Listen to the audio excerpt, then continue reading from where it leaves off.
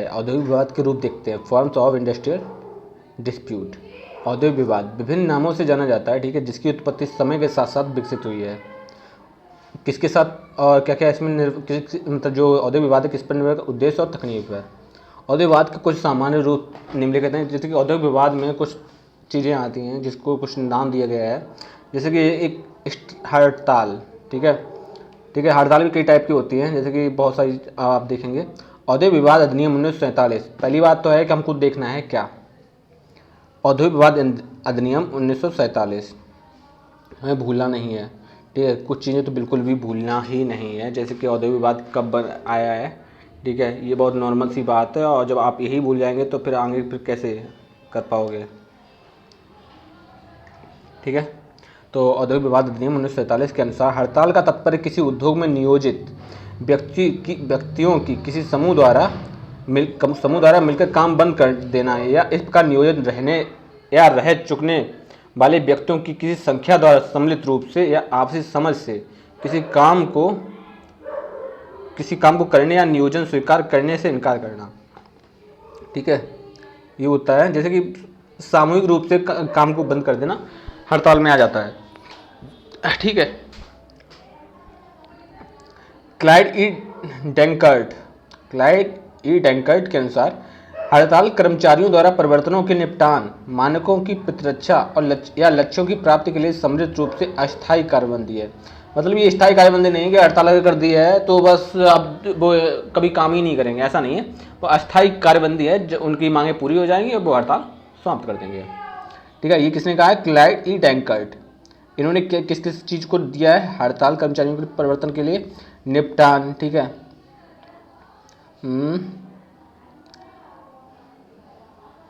Settled, standard to be defined और goals to be attend, ठीक है।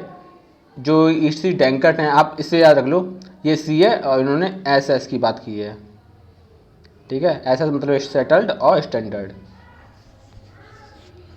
आप इस तरह से याद रख सकते हो। हड़ताल के कारण यानी कॉजेज ऑफ स्ट्राइक। हड़ताल का सर्वप्रथम कारण मतभेदों को निपटाने के लिए शांतिपूर्ण तरीके को निकालना है।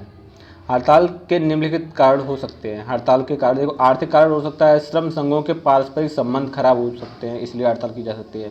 या सैद्धांतिक या राजनीतिक विषय हो सकते हैं, कि जैसे कि अब हड़ताल किसी एक इंसान के द्वारा नहीं, पूरे ग्रुप के द्वारा किया जाता है, ठीक है। जब ग्रुप बनता है तो बहुत सारे कर्मचारी एक साथ मिल जाते हैं, तो वहाँ पे राजनीति यानी कि वहाँ पे राजनीतिक विषय भी इन्वॉल्व हो जाते हैं, ठीक है। और संघ की स्थिति तथा अधिकार, ठीक है, इन सब हड़ताल के कारण बन सकते हैं।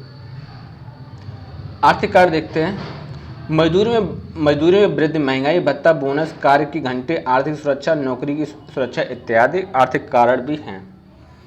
देखो, समय के साथ साथ अगर सैलरी नहीं बढ़ेगी तो हड़ताल करेंगे लोग। अब ठीक है, अब जो डेली बेसिस के सामान आते हैं नॉर्मल तरीके से, वो अगर 10,000 रुपये हैं और आप सैलरी दे रहे हो उसे 9,000, ठीक है, तो वो 1,000 कहाँ से लेकर आएंगे?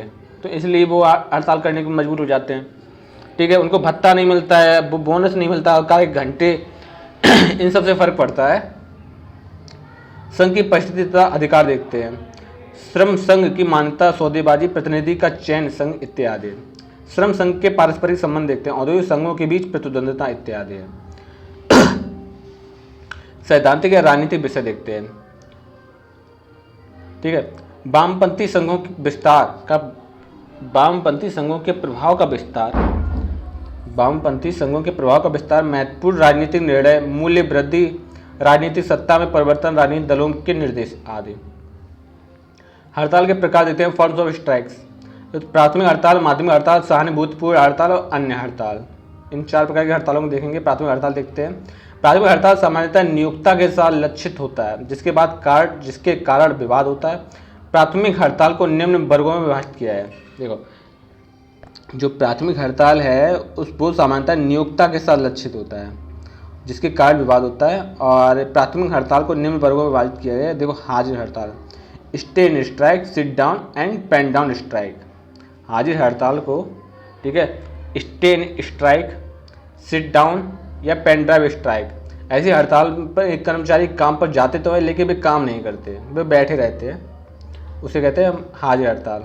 ठीक है, अब हाजिर हड़ताल को आप ऐसे नॉर्मल सी चीज़ पर, जैसे कि इस चीज़ को आप याद रख लो, तो stay in strike, sit down या पेन डाउन स्ट्राइक, इसको हाजिर हड़ताल को ये भी बोलते हैं, stay in strike, sit down और पेन डाउन स्ट्राइक। ठीक है, मंदकार हड़ताल देते हैं, go slow, slow down strike.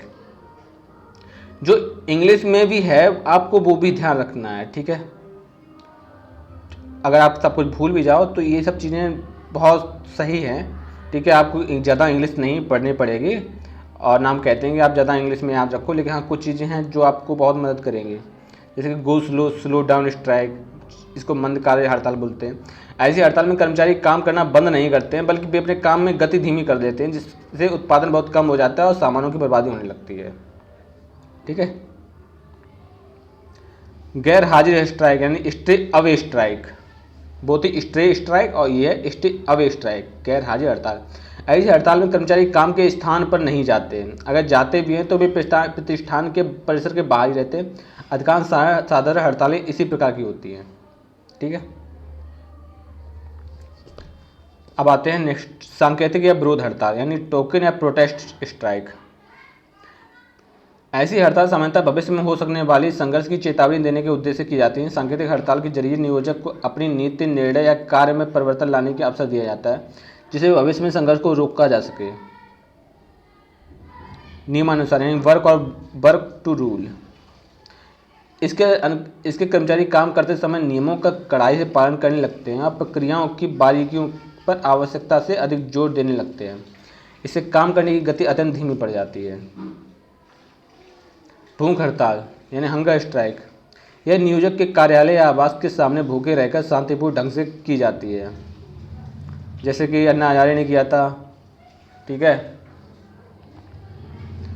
त्वरित हड़ताल यानी lighting strike, wild card strike, कभी कभी कर्मचारी किसी आकस्मिक कारणवश बिना किसी पूर्व सूचना के काम बंद कर देते हैं। ऐसी हड़ताल सामान्यतः किसी उत्तेजक घटना के कारण छोटी अवधि के लिए की जाती है, जिसमें कर्मचारी समस्या का हल तत्काल चाहते हैं। माध्यमिक हड़ताल यानी सेकेंडरी स्ट्राइक, ऐसी हड़ताल में कर्मचारी अपने नियोजक के विरुद्ध हड़ताल न करके किसी तीसरे के विरुद्ध करते हैं, जिससे उनके नियोजकों का अच्छा संबंध होता है। यह संयुक्त राज्य अमेरिका में ज़्यादा प्रचलित है। ऐसी हड़ताल में कर्मचारी अपने नियोजक के विरुद्ध हड़ताल न करके किसी तीसरे के विरुद्ध हड़ताल करते हैं, जिससे उनके नियोजकों का अच्छा संबंध होता है। यह संयुक्त राज्य अमेरिका में ज़्यादा प्रचलित है। ठीक है, यह हड़ताल संयुक्त राज्य अमेरिका में ज़्यादा प्रचलित है। सहानुभूतिपूर्ण हड़ताल, सिंपैथिक स्ट्राइक, सहानुभूतिपूर्ण हड़ताल में कर्मचारियों को अपने नियोजकों से प्रत्यक्ष यानी डायरेक्ट से कोई शिकायत, कंप्लेंट नहीं होती है। ऐसी हड़तालें दूसरे उद्योगों या नियोजनों के हड़ताल कर्मचारियों की सहानुभूति में तथा उनके साथ भाईचारे की भावना अभिव्यक्त करने के उद्देश्य से की जाती है। ठीक है, ऐसी हड़तालें दूसरे उद्योगों या नियोजनों के हड़ताली कर्मचारियों की सहानुभूति में उनके साथ भाईचारे की भावना अभिव्यक्त करने के उद्देश्य से की जाती है। अब जैसे कि इसका कैसे आप समझोगे, इसको समझने का तरीका बहुत आसान है। जैसे कि जैसे कि ऐसा नहीं है कि बहुत सारे, जैसे कि हमारे भारत में बहुत सारे उद्योग हैं। ठीक है, बहुत सारे उद्योग हैं। ठीक है, इसको ए मान लो, इसको बी मान लो, इसको सी मान लो। ठीक है, यहाँ के जो कर्मचारी हैं वो अपने नियोजन के प्रति, अपने उद्योग प्रति हड़ताल कर रहे हैं। ठीक है, लेकिन इनकी कार्रवाई कोई सुन नहीं पा रहा है। ये लोग इन पर दबाव डाल नहीं पा रहे हैं अपनी हड़ताल की वजह से। तो यहाँ के जो दूसरे होते हैं, दूसरे औद्योगिक संस्थान होते हैं, वो लोग इनकी मदद करते हैं। और वो लोग किस प्रकार मदद करते हैं, वो लोग यहीं पर धरना देने लगते हैं। वो यहीं पर अपने अपने औद्योगिक संस्थान में धरना देने लगते हैं, यानी हड़ताल करने लगते हैं। ठीक है, जिससे कि जब अलग अलग वो ये लोग धरना देंगे, ठीक है, तो इसका सीधा इम्पैक्ट अलग अलग नियोजकताओं पर पड़ेगा। ठीक है, अब भी ये लोग इस पर दबाव डालेंगे फिर। ठीक है, फिर जब 3 जगह हड़ताल हो रही होगी तो सरकार इन्वॉल्व होगी और सरकार भी इन पर दबाव डालेगी।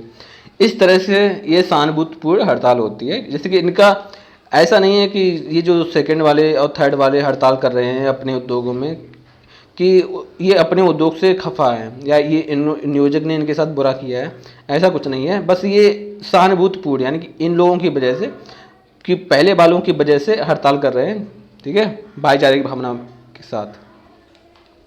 अन्य हड़तालें देखते हैं। तालाबंदी, लॉकआउट्स।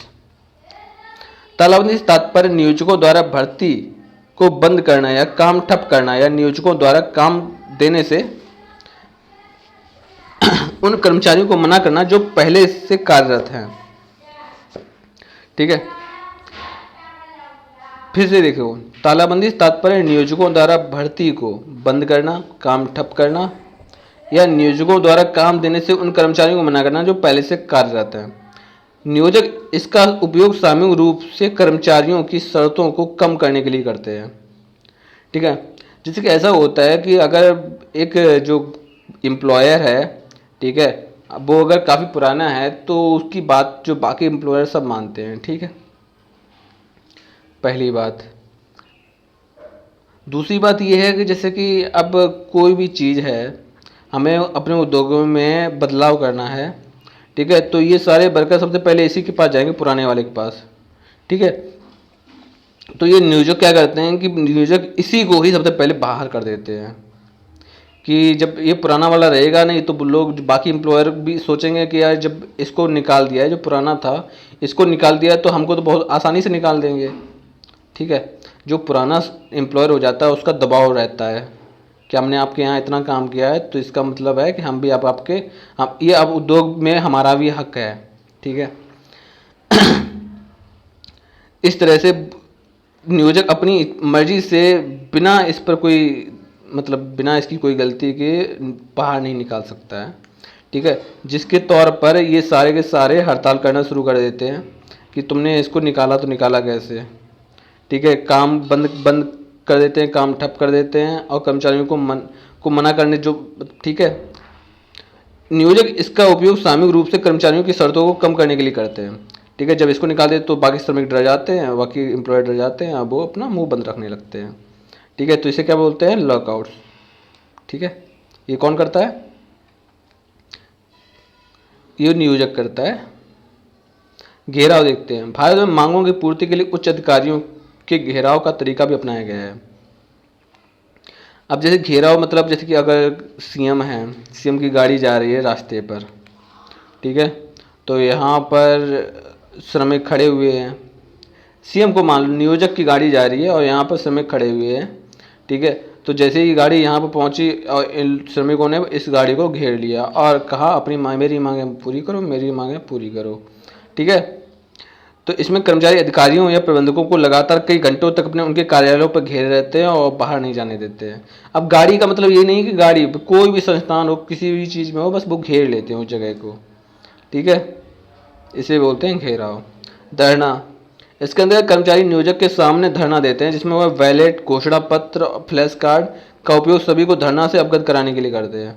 जैसे कि अब नियोजक कर्मचारी हैं, जैसे कि ये ऑफिस है नियोजक का, ठीक है, ये गेट है, और तो श्रमिक क्या करते हैं, श्रमिक इसी गेट के बाहर चटाई गद्दा रद्दी जो भी हो वो सब डाल के और फ्लैश कार्ड, जैसे कि उसमें लिखा नहीं होता है कि हमारी मांगे पूरी करो, और ये सब मांगे हैं, बैलेट पेपर और घोषणा पत्र, इन सब चीज़ों को लेकर और खूब ज़ोर ज़ोर से करते हैं और हड़ताल बताते हैं कि हाँ हम हड़ताल कर रहे हैं, ठीक है। उसे बोलते हैं धरना देना, किसी जगह बैठकर धरना देना। कामबंदी जिसे बोलते हैं ले ऑफ, ठीक है। संसाधनों की कमी के कारण नियोजक कर्मचारियों को काम देने में असमर्थ, अनेबल हो जाता है तथा छटनी करता है, ठीक है। अब ये होता है कामबंदी या ले ऑफ।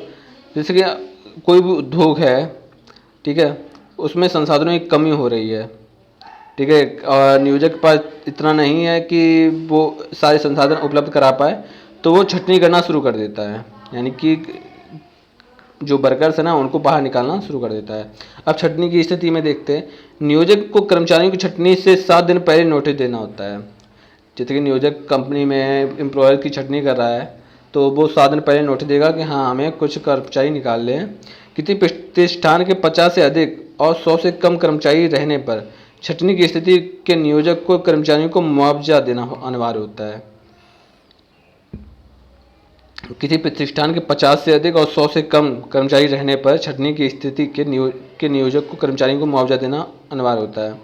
जैसे कि अब कोई उद्योग है, इसमें 50 से ज़्यादा, ठीक है, 50 से ज़्यादा और 100 से कम जो वर्कर हैं उस कंपनी में, ठीक है। और जब वो छटनी करेगा तो जो भी वर्कर्स को निकालेगा, जिन जिन वर्कर्स को निकालेगा, पहली शर्त होगी कि ये 7 दिन पहले नोटिस देंगे, ठीक है, 7 दिन पहले नोटिस देंगे और मुआवजा भी देंगे कि हम जिन जिन कर्मचारियों को निकालेंगे उनको हम मुआवजा भी देंगे, ठीक है, कि आपकी कोई गलती नहीं है, बस हमारे पास संसाधन नहीं है जो हम आपकी सैलरी प्रोवाइड करवा पाएँ, इसलिए हम आपको मुआवजा दे रहे हैं। आप जब तक आप अपना काम, तब तक जब इस मुआवजे से काम चलाइए और उसके बाद आप किसी अदर कंपनी में आप अपने लिए काम ढूंढ लें, ठीक है। अगर कोई कर्मचारी किसी प्रतिष्ठान में लगातार 1 साल से काम कर रहा है तो छटनी की स्थिति में मुआवजा दे होगा, ठीक है। पहली बात तो कि 7 दिन पहले नोटिस दिया जाए, उसका मुआवजा भी दिया जाए, और जैसे कि जो भी कर्मचारी को निकाला है, ठीक है, वो कर्मचारी अगर 1 साल से पहले तक कार्य कर रहे हैं, मतलब इनको कार्य करते करते 1 ईयर हो चुका है, तो ये मुआवजे के पात्र होंगे, ठीक है। अगर कोई नियोजक कर्मचारियों को कोई दूसरा वैकल्पिक रोजगार 5 मील की त्रिज्या यानी रेडियस में प्रदान करता है और कर्मचारी उसे अस्वीकार करता है तो मुआवजा दे नहीं होगा, ठीक है। अगर कोई नियोजक कर्मचारियों को कोई दूसरा वैकल्पिक रोजगार 5 मील की त्रिज्या यानी 5 मील के रेडियस में प्रदान करता है और कर्मचारी उसे अस्वीकार करता है तो मुआवजा दे नहीं होगा, ठीक है। जैसे कि अभी हमने देखा था कि जो मुआवजा उसे ही मिलेगा जो 1 साल तक कार्यरत होगा।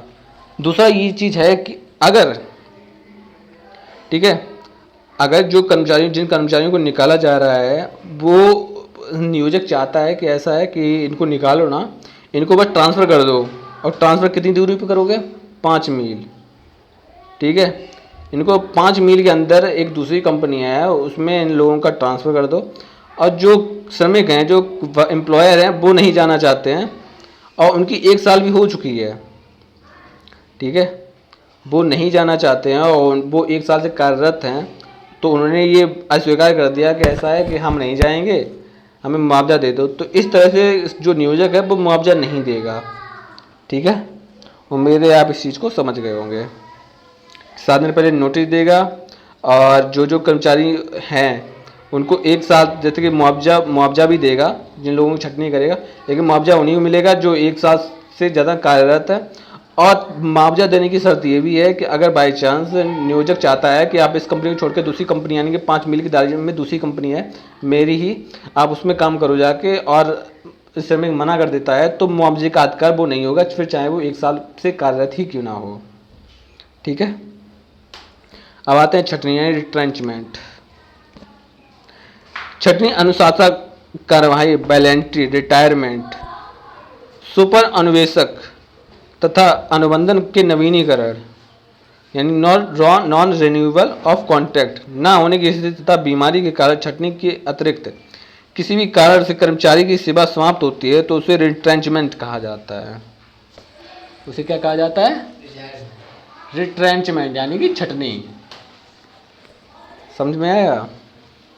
तो फिर से देख लो, छटनी अनुशासक कार्यवाही, वॉलंटरी रिटायरमेंट, सुपर अन्वेषक यानी voluntary retirement, retrenchment due to superannuation तथा अनुबंधन के नवीनीकरण, नॉन रिन्यूअल ऑफ कॉन्ट्रैक्ट न होने की स्थिति तथा बीमारी के कारण छटनी के अतिरिक्त किसी भी कारण से कर्मचारी की सेवा समाप्त होती है तो उसे रिट्रेंचमेंट कहते हैं, उसे कहते हैं छटनी, ठीक है। अब देखो, हड़ताल और तालाबंदी में क्या अंतर है? अगर तुम किसी कंपनी में गए तो तुम्हें पता होना चाहिए कि तुम्हें मुआवजा कैसे मिलेगा।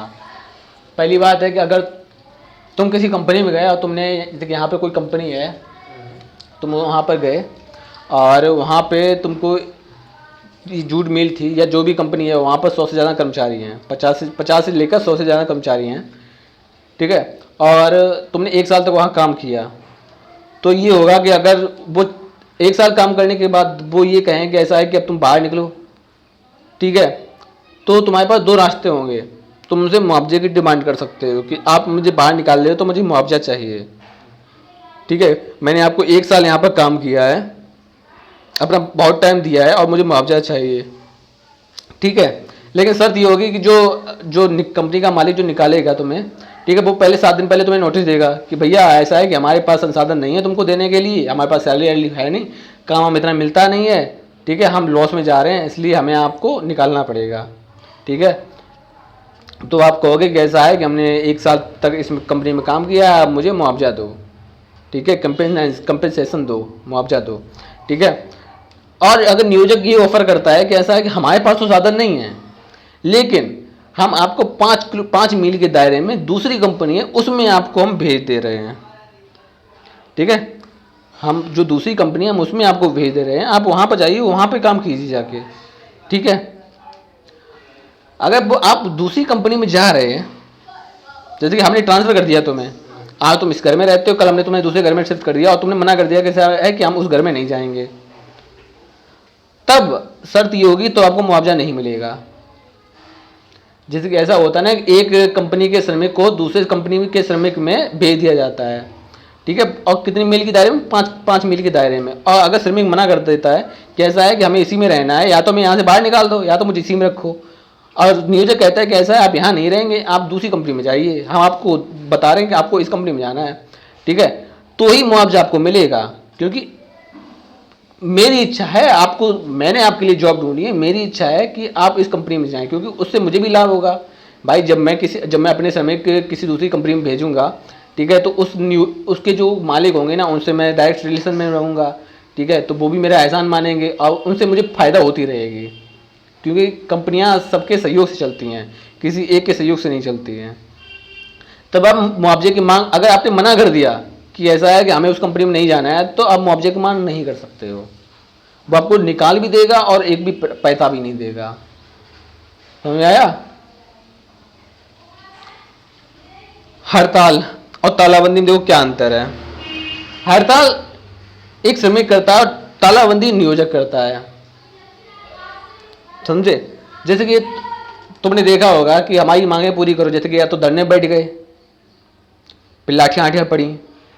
ठीक है, और जैसे कि कोई मालिक जा रहा है और तुमने उसको घेर लिया जाके, तुम 100-150 लोग थे और आराम से घेर लिया उनको और कहने लगे हमारी मांगे पूरी करो, हमारी मांगे पूरी करो, हमारी मांगे पूरी करो। ठीक है, तो ये सब कौन करता है? ये सब तुम करते हो, ये सब श्रमिक करते हैं। और नियोजक का काम क्या करता है? ठीक है, नियोजक क्या करता है? नियोजक जाता है, उस कंपनी का ताला लगाता है, बात खत्म, तुम बाहर बने रहो। नियोजक काम, ताला लगा दिया, कंपनी बंद। और जो हड़ताल होती है वो अस्थायी। अब ऐसा है कि हड़ताल कर रहे हैं तो इसका मतलब ये नहीं है कि हम जिंदगी भर काम ही नहीं करेंगे, हम हड़ताल कुछ टाइम तक कर रहे हैं। ठीक है, जिससे कि आपका थोड़ा नुकसान हो जाए, जो काम बंद रहेगा तो हमारा प्रोडक्ट बनेगा नहीं, उत्पादन होगा नहीं तो आपको पैसे मिलेंगे नहीं, आपको पैसे मिलेंगे नहीं तो आप पर भी जोर पड़ेगा कि हाँ यार प्रोडक्ट बनेंगे नहीं तो हम बेचेंगे कैसे, जब बेचेंगे नहीं तो फिर कंपनी बंद हो जाएगी। इसलिए ऐसा है कि जल्दी से इस हड़ताल को निपटाओ और इन तपस्वी श्रमिकों को काम पर पहुंचाओ, जैसे कि हमारा काम शुरू हो। तो वो जल्द से जल्द से मामला सेटअप करके, ठीक है, कर्मचारियों की मांगे, मतलब कुछ मांगे उनकी सुनता है, कुछ अपनी कहता है, और दोनों लोग एक दूसरे की बातें मानकर कंपनी में वापस चले जाते हैं। और जो तालाबंदी है, अब कोई भी नियोजक है जिसने इतना पैसा लगाया है, वो ऐसा तो है नहीं कि परमानेंट ताला लगा दे, कुछ टाइम के लिए ताला लगा दिया उसने।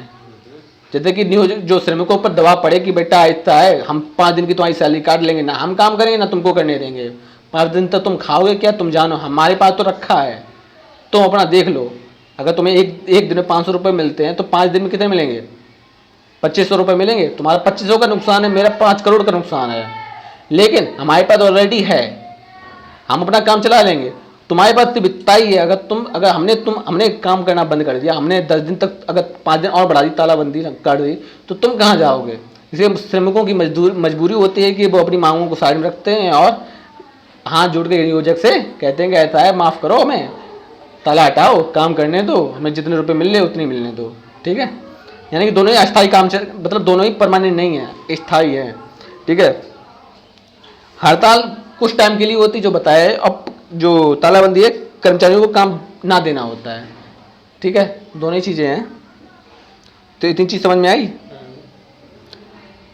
अब कहते हैं अवैध हड़ताल। हड़ताल निम्नलिखित स्थितियों में अवैध समझी जाती है, 2 वर्गों में विभाजित होती है। हड़ताल को लोक उपयोगी सेवा में, ठीक है, अब हड़ताल की लोक उपयोगी सेवा में देखते हैं। 14 दिन पहले नोटिस ना देना, ठीक है, अगर कोई हड़ताल है, अगर कर्मचारी हड़ताल कर रहे हैं, ठीक है, तो वो हड़ताल अवैध कब मानी जाएगी? भाई देखो, जब आप हड़ताल करोगे ना, तब आपको नियोजक को 14 दिन पहले आपको नोटिस देना होगा कि हाँ, जैसे मुआवजा देने के लिए 7 दिन पहले नियोजक नोटिस देता है, यानी कर्मचारी मालिक नोटिस देता है, वैसे ही 14 दिन पहले अगर तुमको हड़ताल पे जाना है तो तुमको भी, यानी कि श्रमिकों को भी 14 दिन पहले नोटिस देना होगा कि हाँ भैया, हमारे पास इतने लोग हैं, हम लोग हड़ताल करेंगे, 14 दिन बाद हड़ताल करेंगे, आप देख लेना। फिर नोटिस के 42 दिन बाद हड़ताल शुरू करना है। 14 दिन पहले नोटिस देता है और 42 दिन बाद हड़ताल शुरू करता है। नोटिस में तय दिन से पहले हड़ताल ना करना, हड़ताल करना। अगर नोटिस दिया है हमने कि हमें 42 दिन बाद हड़ताल शुरू करनी है और उससे पहले हमने हड़ताल शुरू कर दी, तो ये अवैध हड़ताल हो जाएगी और फिर डंडे पड़ेंगे। कार्यवाही के लंबित होने में हड़ताल करना, समझौते की कार्यवाही पूरी करना। देखो, अब जैसे कि है कि तुमने नियोजक के साथ बैठ गया, यानी कि तुमने हड़ताल करनी शुरू कर दी, या तुमने 42 दिन पहले हड़ताल कर दी, या तुम्हारा काम और हमारा काम, जैसे कि हम चले गए कोर्ट में, वहाँ पे हमने कहा कि ऐसा है कि हमको ये मांगे हैं और इस तरह से, मतलब कार्रवाई चल रही है और कार्रवाई पूरी नहीं हुई और तुमने हड़ताल कर दी। पहले रुको, आराम से समझौता कर लो, कार्रवाई हो रही है तो भाई इतनी जल्दबाजी क्यों? कार्रवाई हो जाने दो, उसके बाद जो करना सो करना, करते रहना। लेकिन तुमने कार्रवाई का वेट नहीं किया और तुमने हड़ताल शुरू कर दी, तो वो अवैध हड़ताल हो जाएगी और फिर वो बेकार हो जाएगी। इसलिए कुछ श्रमिक तुम्हारे साथ देंगे, कुछ श्रमिक तुम्हारे खिलाफ हो जाएंगे कि भाई कुछ अच्छे होते हैं, कुछ ऐसे झगड़ालू टाइप के होते हैं। जो झगड़ालू टाइप के होंगे वो दूर हो जाएंगे और जो अच्छे होंगे वो साइड में जाएंगे, क्योंकि भैया हमको 42 दिन बाद हड़ताल करनी थी, तुमने पहले क्यों कर दी? ठीक है, ठीक है। तो ये समझ गए कि हड़ताल कब कब अवैध हो जाती है और हड़ताल कब कब देनी चाहिए, कब करनी चाहिए। यहाँ पहले 14 दिन पहले जो श्रमिक हैं वो नोटिस देंगे और 42 दिन बाद हड़ताल शुरू करेंगे, और 42 दिन से पहले अगर हड़ताल शुरू कर दी तो वो अवैध हो जाएगी। और अगर कार्रवाई शुरू हो रही है, कार्रवाई चल रही है और उससे पहले तुमने हड़ताल शुरू कर दी तो वो भी अवैध हो जाएगी। ठीक है, अब आते हैं गैर लोक उपयोगी सेवा। अनुबंधन के उल्लंघन में कार्रवाई से लंबित होने पर और समझौते की कार्रवाई पूरी होने से पहले। ठीक है, ये होती है गैर लोक उपयोगी सेवा। समझ में आया कुछ? भविष्य में जब तुम जहाँ भी काम करोगे जाके, ये चीज़ें तुम्हें बहुत उपयोगी रहेंगी। तुम्हें मालिक डरा नहीं पाएगा, तुम्हें मालिक धमका नहीं पाएगा, क्योंकि तुम्हारे पास राइट्स होंगे अगर उस, ठीक है, ये सब चीज़ें तुम्हें पता होनी चाहिए। अगर भविष्य में तुम्हें कहीं कंपनी में जॉब करनी है, तो अगर किसी कंपनी में जॉब करनी है तो 1 साल तक परमानेंट कंपनी में जॉब करना, और ऐसी कंपनी में जॉब करना जिसमें 50 से लेकर 100 कर्मचारी हों। तो जब लास्ट में तुम जब छोड़ोगे तो तुम्हें मुआवजा भी मिलेगा, या कंपनी बंद हो रही है तो भी मुआवजा मिलेगा तुम्हें। और पता लगे तुम 1 साल से पहले तुमने 8 महीने ही काम किया, ठीक है, तो मुआवजा नहीं मिलेगा, समझिए। और ये चीज़ लोगों को पता नहीं होती है, इसलिए वो मुआवजे से वंचित रह जाते हैं, या वो मुआवजे की डिमांड ही नहीं कर पाते हैं कि हमें मुआवजा चाहिए। और नियोजक ने काम से बाहर निकाल दिया और तुम चले आए लड़ झगड़ करके।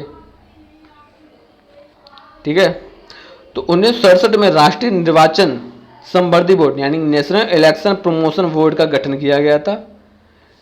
नेशनल इलेक्शन प्रमोशन बोर्ड का गठन कब किया गया था? 1967 में, 1967 में।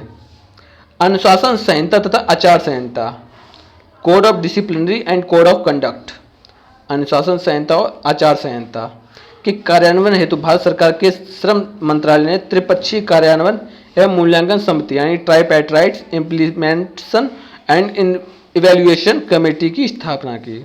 ये सब चीज़ें हैं तुम लोगों के लिए बनाई गई, यानी कि श्रमिकों के लिए बनाई गई हैं। वर्ष 1918 में अहमदाबाद टेक्सटाइल लेबर एसोसिएशन की स्थापना की गई।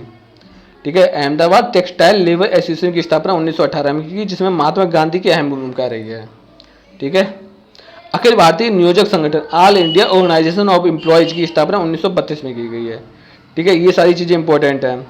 अखिल भारतीय नियोजक संगठन की स्थापना कब की गई? 1932 में। ठीक है, अब इसको भाईजान अगर आप सबको जब भूल भी जाते हो तो आपको क्या चीज़ याद रखनी है? देखो ये खा है ना, ये लगभग 2 की तरह दिख रहा है, तो ये मान के चलो जो भी होगा उसके लास्ट में 2 आएगा। ठीक, आपको इतना याद रखना है। अखिल लिखा है, अखिल मतलब इसमें आपको 2 दिख रहा है। ठीक है, पहले में 1, दूसरे में 2। ठीक है, यानी पहला 1 और लास्ट का 2। ठीक है, बस 1918 में अहमदाबाद टेक्सटाइल लेबर एसोसिएशन की स्थापना की गई है। ठीक है, इसको आप कैसे याद रखोगे? इसको भी आप ऐसे याद रख लो। ये हा बनाया ना, इस तरह के हा बनाया, इस तरह के, इसको आप इस तरह घुमा दो, इस तरह इसको घुमा दो, आपको 8 दिखेगा। ये 1 और ये 8, समझे। इसी से आप थोड़ा बहुत, जैसे कि अब ईयर्स हर कोई नहीं याद कर पाता, लेकिन हाँ हमें बस चाहिए कि हाँ हमारा कैसे भी करके काम चल जाए, हमें हमारा ऑप्शन दिख जाए, बात खत्म। डन। ओके।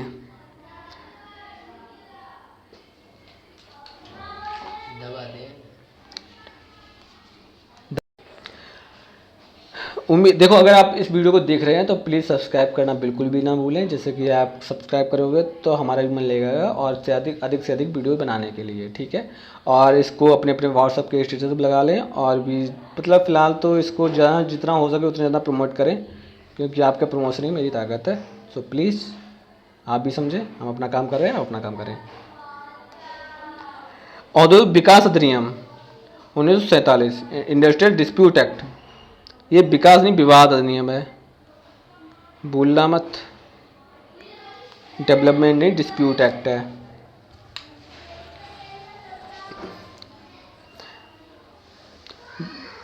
बीच में विवाद देखो किस तरह से, देखो कारण, रिजल्ट यानी परिणाम, ठीक है, और कॉन्सिक्वेंस और प्रभाव, इफेक्ट। नियोजक और श्रमिकों के बीच होता है, श्रमिकों के बीच होता है, नियोजक और नियोजक के बीच होता है। जो विवाद होते हैं वो नियोजक और श्रमिकों के बीच हो सकते हैं, श्रमिक के बीच होते हैं, नियोजक और नियोजक के बीच हो सकते हैं। जैसे एक कंपनी का दूसरी कंपनी में, ठीक है, श्रमिक का श्रमिक से, श्रमिक का नियोजक से। कार्य देखते हैं, रोजगार या गैर रोजगार कार्य यानी कि अवधि या कार्य समिति इत्यादि, वेतन भत्ता भुगतान समय इत्यादि और मुआवजा, छटनी, दुर्घटना इत्यादि में विवाद उत्पन्न हो सकता है। नियोजक और श्रमिकों को संबंध पर प्रतिकूल प्रभाव पड़ेगा, इसका रिजल्ट होगा जब ये सब विवाद होंगे ना, तो नियोजक और श्रमिकों के बीच संबंध खराब रहेंगे, ठीक है। नियोजक की तरफ छटनी या तालाबंदी हो जाएगी, श्रमिक की तरफ से हड़तालें घेराव हो जाएंगे और नियोजक की संपत्ति को नुकसान होगा, ठीक है। नियोजक पर, उद्योग पर और देश पर प्रभाव पड़ेगा, और श्रमिक पर और राज्य पर भी प्रभाव पड़ेगा। अब औद्योगिक विवाद अधिनियम 1947 के मुख्य उपबंध देते हैं। Man provision of industrial dispute act 1947, परिभाषा देखते हैं, धारा 2A। तो जो डिस्प्यूट एक्ट है ना, पहली बात तो है कि आपको बहुत, देखो इसमें पहले हम आपको कुछ चीज़ें समझा दें। 2A, 2J, 2K, 2S, 2A, 2KK, 2OO, 2P और 4T। देखो ज़्यादातर जो चीज़ें हैं ना, जो इंडस्ट्री डिस्प्यूट एक्ट, इसमें ये सब डिस्प्यूट के मामले धारा 2 में आएंगे, जो उपबंध होंगे, ठीक है।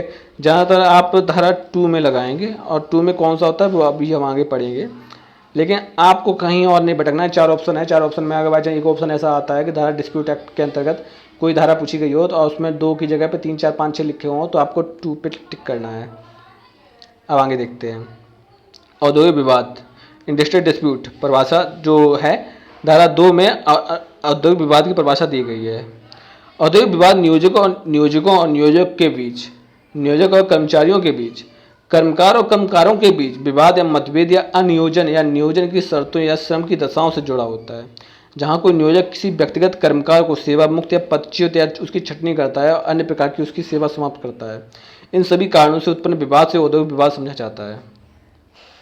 ये किसमें है? धारा 2A है। सिंपल बात है, औद्योगिक विवाद के अंतर्गत धारा 2 आएगी, लेकिन औद्योगिक विवाद की परिभाषा है, यानी इतनी परिभाषा धारा 2A के अंतर्गत है। औद्योगिक, इंडस्ट्री 2J, ठीक है। उद्योग से ऐसे क्रमबद्ध कार्यों का बोध होता है जो नियोजक और उसके कर्मकारों के सहयोग से आध्यात्मिक, धार्मिक, प्रकृति की अवस्थाओं या इच्छाओं को छोड़कर मनुष्य की अन्य अवस्थाओं या इच्छाओं की पूर्ति करने की दृष्टि से वस्तु या सेवाओं के उत्पादन, आपूर्ति या वितरण के लिए संचालित किया जाता है, चाहे ऐसे कार्य के लिए कोई पूंजी लगाई गई हो अथवा नहीं, या उसे लाभ के उद्देश्य से चलाया जाता है या नहीं, ठीक है। ये उद्योग के इंडस्ट्री के अंतर्गत आता है, 2J के अंतर्गत, ठीक है। औद्योगिक प्रतिष्ठान या उपक्रम 2KA, ठीक है। औद्योगिक प्रतिष्ठान, इंडस्ट्रियल इस्टेब्लिशमेंट और इंटरप्राइजेज, औद्योगिक प्रतिष्ठान या उपक्रम से ऐसे प्रतिष्ठान या उपक्रम का बीच होता है जिससे कोई उद्योग संचालित किया जाता है। अगर किसी प्रतिष्ठान या उपक्रम की कोई एक इकाई उद्योग हो और उसे अन्य इकाइयों से अलग किया जा सकता हो तो केवल उद्योग वाली इकाई को औद्योगिक प्रतिष्ठान या उपक्रम समझा जाएगा। औद्योगिक प्रतिष्ठान या उपक्रम से ऐसे प्रतिष्ठान या उपक्रम के बीच होता है जिससे कोई उद्योग संचालित किया जाता हो। अगर किसी प्रतिष्ठान या उपक्रम की कोई एक इकाई उद्योग हो और उसे अन्य इकाइयों से अलग किया जा सकता हो तो केवल उद्योग वाली अन्य इकाई को औद्योगिक प्रतिष्ठान या उपक्रम समझा जाता है। ये सब धारा 2 के अंतर्गत धारा, ठीक है। कर्म कार्य वर्कमैन देखो धारा 2S में आएंगे। कर्म कार्य से ऐसे व्यक्ति का बोध होता है जो किसी उद्योग में कौशल या कौशल रहित शारीरिक पर्यवेक्षक यानी सुपरवाइजरी तकनीकी या लिपिक संबंधी कार्य भाड़े हायर एंड पुरस्कार रिवॉर्ड्स पर करने के लिए नियोजित हो, चाहे नियोजन की शर्तें स्पष्ट हो या नहीं। कर्मकार के अंतर्गत ऐसा व्यक्ति भी आता है जिससे विवाद के कारण पदच्युत या सेवा मुक्त कर दिया गया हो या किसी की छटनी कर दी गई हो। इसके अंतर्गत शिक्षु के अप्रेंटिस आते हैं। समुचित सरकार यानी अप्रोप्रिएट गवर्नमेंट देखते हैं धारा 2A में। समुचित सरकार ये औद्योगिक विवाद की परिभाषा दी गई धारा 2 में, वैसे समुचित सरकार की परिभाषा दिखते हैं। केंद्र सरकार से संबंधित सभी उद्योग जैसे रेलवे, कोयला खान, औद्योगिक वित्त निगम, कर्मचारी राज्य बीमा निगम, तेल और प्राकृतिक गैस इत्यादि आते हैं समुचित सरकार के अंतर्गत। हड़ताल यानी स्ट्राइक देखते हैं धारा 2Q के अंतर्गत। हड़ताल का अर्थ किसी उद्योग में नियोजित व्यक्तियों के निकाय द्वारा हड़ताल का अर्थ किसी उद्योग में नियोजित निकाय के द्वारा मिलकर काम बंद कर देना या नियोजन में लगे व्यक्तियों द्वारा किसी काम को करते रहने या नियोजन स्वीकार करने से इनकार करना है। तालाबंदी लॉकआउट धारा 2I के अंतर्गत आता है। तालाबंदी का अर्थ नियोजक द्वारा अस्थायी रूप से नियोजन के स्थान को बंद कर देना या काम पर निलंबन करना है कर्मचारियों को। काम बंदी ले ऑफ देखते हैं। लॉकआउट देखते हैं। लॉकआउट को हिंदी में कहते हैं तालाबंदी जो आता है 2I में, और काम बंदी कहते हैं ले ऑफ जो धारा 2KK में आता है KKK, ठीक है। और तालाबंदी में ये अस्थायी होता है और ये बस काम कुछ टाइम के लिए काम बंद कर देना होता है और काम नियोजक द्वारा काम को बंद कर देना होता है। काम बंदी ले ऑफ होता है धारा 2 के। इसका अर्थ नियोजक द्वारा किसी कारणवश कर्मकार को नियोजन से देने से इनकार करना या इसके लिए असफल या असमर्थ होना जिसका नाम उस औद्योगिक प्रतिष्ठान के मास्टर रोल में दर्ज है या छटनी नहीं हुई है। इसको फिर से देखते हैं। इसका अर्थ नियोजकों द्वारा किसी कारणवश ऐसे कर्मकारों को नियोजन से देने से इनकार कर देना या इसके लिए असफल या असमर्थ होना जिसका नाम उस औद्योगिक प्रतिष्ठान के मास्टर रोल में दर्ज है और छटनी नहीं हुई है, इसको ले ऑफ कहते हैं। मतलब कि ऐसा पर्सन है जिसको किसी कारणवश कंपनी में नियोजन देने से इनकार कर देना पड़ रहा है, या वो असफल है या काम देने से, या वो ठीक है या वो असमर्थ है, क्योंकि वो देखो ऐसा है कि जैसे कि जिसको काम देने से मना कर रहे हैं ना, वो काफ़ी इम्पोर्टेंट है उस औद्योगिक संस्थान के लिए, लेकिन फिर भी उसकी छटनी नहीं हुई है, लेकिन उसको काम भी नहीं दे पा रहे हैं छटनी ना होने के बाद भी। छटनी यानी रिट्रेंचमेंट देखते हैं धारा 2OO। छटनी का अर्थ होता है नियोजक द्वारा अनुशासित कार्रवाई के रूप में दिए गए दंड को छोड़कर अन्य किसी कारण से किसी कर्मकार की सेवा की समाप्ति। समझौते यानी सेटलमेंट देखते हैं 2P। समझौता या निपटारे का अर्थ सुलह की कार्रवाई के दौरान किए गए समझौते से है। लोकोपयोग सेवा यानी कि पब्लिक यूटिलिटी सर्विस यानी धारा 40 में देखते हैं लोक उपयोगी सेवा धारा 40 में। ये भी काफ़ी ज़्यादा इम्पोर्टेंट है। बाकी देखो औद्योगिक विवाद में बाकी सब तो 2 के अंतर्गत आते हैं, लेकिन जो लोक उपयोगी सेवा है ना, ये धारा 40 के अंतर्गत है। पहली अनुसूची धारा 40 के अंतर्गत रेल, वायु, महापत्तन, डाक और टेलीफोन सेवा इत्यादि आते हैं। प्रत्येक संस्थान में नियोजक एक श्रम संघ को श्रमिकों के प्रतिनिधि संघ के रूप में मान्यता प्रदान करेगा। ऐसा निर्णय भारतीय श्रम सम्मेलन यानी इंडियन लेबर कॉन्फ्रेंस को 16वें अधिवेशन 1958 में लिया गया है। अंतर्राष्ट्रीय श्रम संघ के अनुसार सामूहिक सौदेबाजी के लिए देश में स्थायी और शक्तिशाली श्रम संघ अनिवार्य हैं। अंतर्राष्ट्रीय श्रम संघ के अनुसार सामूहिक सौदेबाजी के लिए देश में स्थायी और शक्तिशाली श्रम संघ अनिवार्य हैं। अधिनियम के अधीन प्राधिकरण यानी अथॉरिटीज अंडर द एक्ट कार्य समिति यानी वर्क्स कमेटी धारा 3 के अंदर देखते हैं। अधिनियम के अधीन प्राधिकरण यानी authority under the act works committee कार्य समिति धारा 3। ऐसे किसी प्रतिष्ठान में जिनमें से 100 या इससे अधिक कर्मकार नियोजित हैं या पिछले 1 वर्ष में किसी दिन नियोजित रहे हों, तो कार्य समिति का गठन होता है, जिसका कार्य नियोजक तथा श्रमिकों के बीच मैत्रीपूर्ण संबंध बनाए रखने का उपयोग करना तथा मतभेदों को मिटाना होता है। ये सब आएंगे अधिकरण यानी ट्रिब्यूनल धारा 7 में। ठीक है। केंद्रीय या राज्य सरकार अपने अधिकार क्षेत्र में एक या अधिक प्राधिकरण नियुक्त कर सकती है। ठीक है। वर्क कमेटी, देख सिंपल बात है, इसमें ऐसे व्यक्ति आएंगे जो 100 या जैसे कि जिसमें 100 कर्मचारी या उससे ज़्यादा कर्मचारी हैं, और जो प्राधिकरण है यानी जो मेल जो बढ़ाएगा, जो दोनों में डिस्प्यूट है वो ख़त्म करवाने की कोशिश करेगा, वो लगभग 1 साल से उस जगह काम कर रहा होगा। ठीक है। और ये जो ख़त्म करवाया वो होता है अधिकरण यानी धारा, और ये आता है धारा 7 में। और ये केंद्रीय और राज्य सरकार अपने अधिकार क्षेत्र में एक या अधिक प्राधिकरण नियुक्त कर सकती है।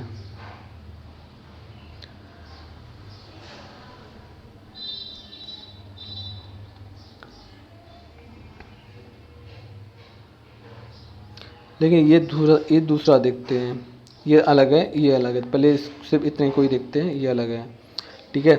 यानी सिंपल बात, धारा 3 के अंतर्गत वर्क कमेटी के अंतर्गत यही बताया गया है कि 100 से ज़्यादा कर्मचारी हैं।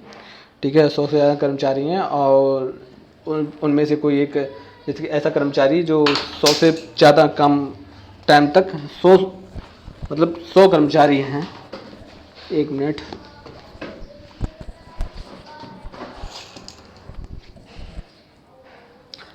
100 से ज़्यादा कर्मचारी हैं, और उनमें से काफ़ी कर्मचारी या जो भी कर्मचारी हैं वो 1 साल से ज़्यादा उस उद्योग यानी औद्योगिक संस्थान में काम कर चुके हैं। ठीक है। तो वो नियोजक और श्रमिकों के बीच मैत्रीपूर्ण संबंध बनाए रखने का उपयोग करने तथा मतभेद को मिटाने के लिए काम करेंगे। सुलह अधिकारी, ये होता है धारा 4 में। सुलह अधिकारी जो वर्क कमेटी आएगी धारा 3 के अंतर्गत, इसको कैसे याद रखोगे? ठीक है। देखो W है ना, W आएगा 23 में, जो रीजनिंग में W को 23 बोलते हैं। ठीक है। तो आपको कुछ नहीं, आपको बस आगे वाला उठाना है, धारा 3। सुलह अधिकारी, कंसोलेशन ऑफिसर, केंद्र और राज्य सरकार अपने अपने अधिकार क्षेत्र में औद्योगिक विवादों में बीच बचाव करने और उसका निपटारा कराने के लिए सुलह अधिकारी की नियुक्ति कर सकती है। ठीक है। ये सुलह अधिकारी किस में आएगा? धारा 4 में। अब इसको कैसे याद रखोगे? ठीक है। इसको कैसे याद रखोगे? देखो पहली बात है कि धारा, ये C को इंग्लिश रीजनिंग में बोलते हैं 3। ठीक है। लेकिन 3 में ऐसा है नहीं, तो इसको और क्या क्या कर सकते हैं? इसको ऐसे याद रखना, +1 जोड़ देना, इसका मतलब 4। यानी कि जो भी ऑप्शन आएगा वो 3 के आसपास होगा। ठीक है। 3 के आसपास होगा। जब आप जो W वर्क्स कमेटी में आप देख चुके हैं। ठीक है। चलो इस तरह से आप याद रख लो इसको। अगर W से याद नहीं कर सकते हो तो इस तरह से याद रख लो, लेकिन कमेटी ज़्यादा हो जाएगा। कमेटी तो बहुत सारी कमेटियाँ होती हैं, तो आप बस ये सही है, जो भी है सही है। ठीक है। सुलह अधिकारी ये है जो C से 3 बनेगा, और 3 में जो भी ऑप्शन आएगा वो 3 के आसपास ही होगा, तो आपको एक और बढ़ा देना है, उसमें 4 ऑप्शन पे टिक कर देना है। सुलह बोर्ड यानी बोर्ड ऑफ कंसिलेशन। ठीक है। तो धारा 5, ठीक है, धारा 5 बोर्ड ऑफ कंसिलेशन, ये इसको आप देखो, सुलह अधिकारी और सुलह बोर्ड, पहले अधिकारी आएगा उसके बाद बोर्ड आएगा, क्योंकि बोर्ड में बोर्ड अधिकारियों से बनता है। ठीक है। तो जब अधिकारी 4 में है तो बहुत सारे अधिकारी मिलेंगे, तो वो बोर्ड की स्थापना करेंगे, अब वो 5 में हो जाएंगे। केंद्र और राज्य सरकार किसी औद्योगिक विवाद के निपटारे के लिए राजकीय गजट की अधिसूचना द्वारा सुलह बोर्ड की स्थापना कर सकती है। जांच न्यायालय यानी कोर्ट ऑफ इंक्वायरी, केंद्र और राज्य सरकारें अपने अपने अधिकार क्षेत्र में आवश्यकतानुसार किसी औद्योगिक विवाद से जुड़ी हुई थी, ये किसी भी सुसंगत प्रतीत होने वाले मामले की जांच के लिए जांच न्यायालय का गठन कर सकती है। ये आएगा धारा 6 में। अब इसको आप कैसे याद रखोगे? देखो ऑफिसर होगा, देखो पहली बात एक ऑफिसर आएगा 4 में, उसके बाद वो बहुत सारे ऑफिसर मिलके सुलह बोर्ड की स्थापना करेंगे। फिर जब बोर्ड की स्थापना हो जाएगी तो वो एक न्यायालय की स्थापना करेंगे जांच के लिए। ठीक है। ओके। ऑफिसर आए, ऑफिसर ने बोर्ड की स्थापना की, बोर्ड ने जांच की स्थापना की, यानी कोर्ट ऑफ बोर्ड ने कहा कि ऐसा है, इसकी जांच करो, इसलिए जांच के लिए कोर्ट बनाया। श्रम न्यायालय लेबर कोर्ट समुचित सरकार अर्थात अपने अपने क्षेत्र में केंद्र या राज्य सरकार या एक या अधिक श्रम न्यायालय का गठन कर सकती है। समुचित सरकार अर्थात अपने अपने क्षेत्र में केंद्र व राज्य सरकार एक या अधिक श्रम न्यायालय का गठन कर सकती है। ठीक है। ऑफिसर आया 4 में, बोर्ड बनाया उसने 5 में, न्यायालय खुला उसने 6 में, फिर पहले एक न्यायालय खुला, फिर खुले बहुत सारे न्यायालय। ठीक है। तो धारा 4, 5, 6 और 7।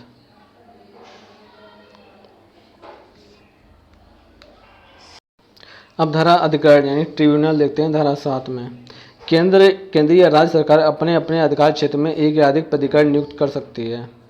ठीक है। अधिकरण यानी ट्रिब्यूनल नियुक्त कर सकती है। 4 में ऑफिसरों ने मिलकर बनाया बोर्ड।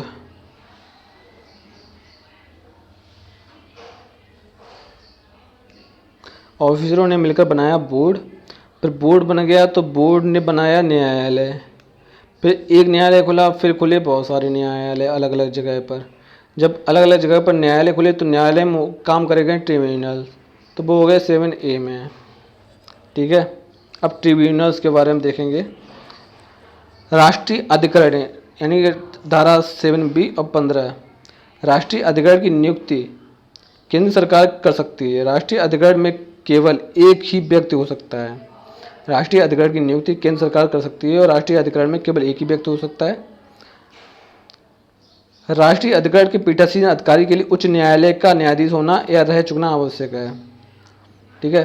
जो ट्रिब्यूनल होंगे, ठीक है, पहले एक ट्रिब्यूनल होगा, उसके बाद जो अधिकारी होगा, जो अधिकरण होगा, फिर होंगे बहुत सारे जो नेशनल ट्रिब्यूनल।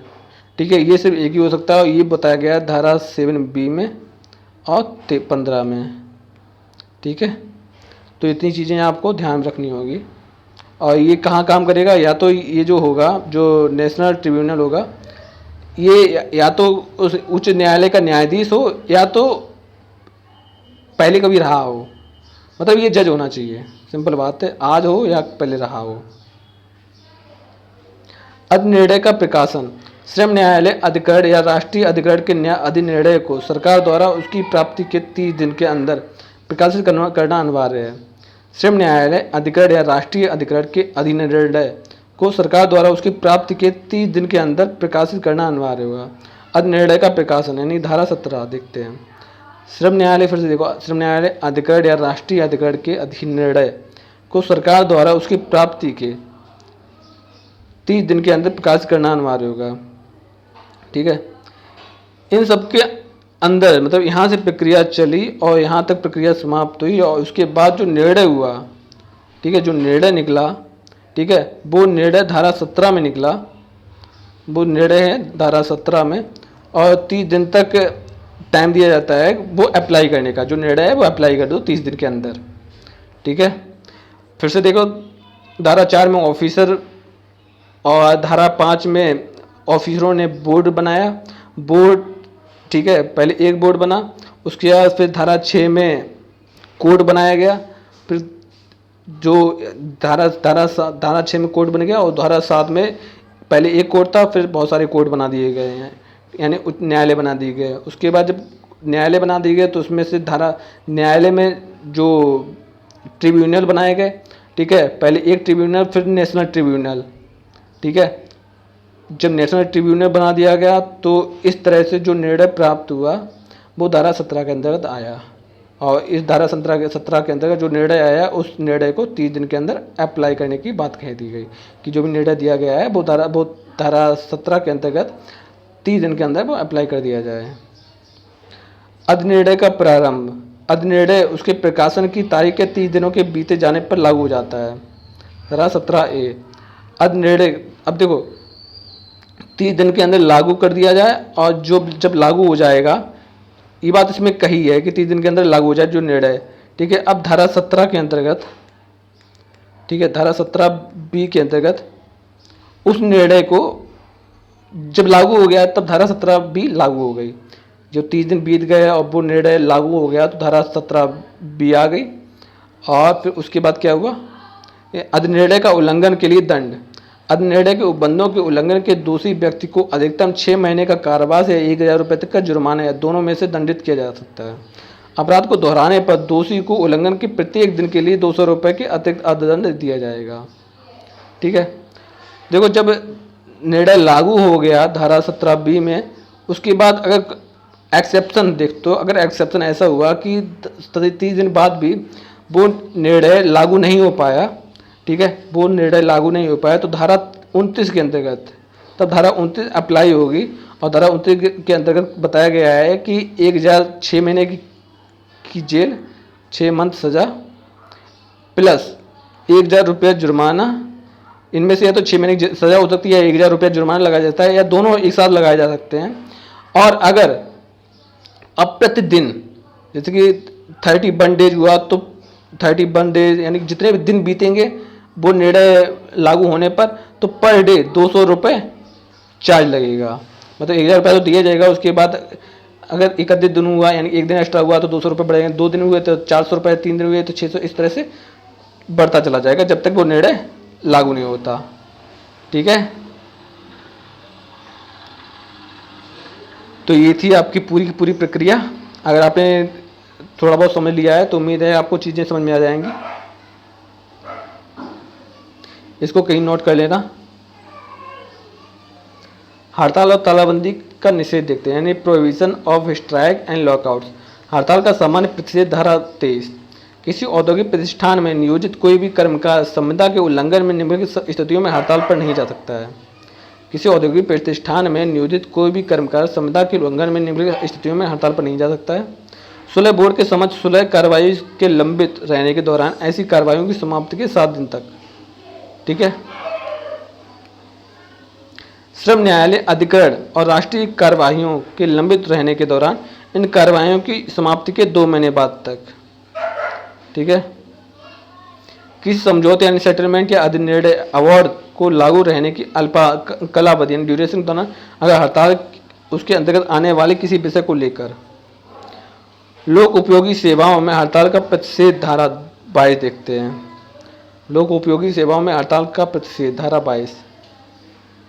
हड़ताल करने के 6 सप्ताह के अंदर नियोजक को हड़ताल पर नोटिस दिए बिना।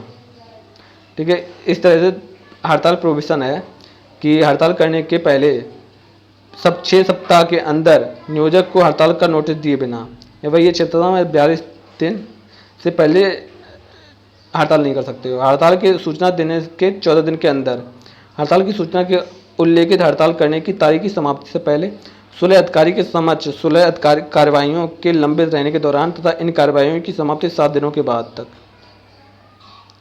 तालाबंदी का प्रतिषेध धारा 22 और 23, यानी तालाबंदी का प्रतिषेध है। किसमें कहा गया है? धारा 22 और 23 में तालाबंदी पर उसी तरह के प्रतिषेध लगाए गए हैं जिस तरह हड़ताल पर।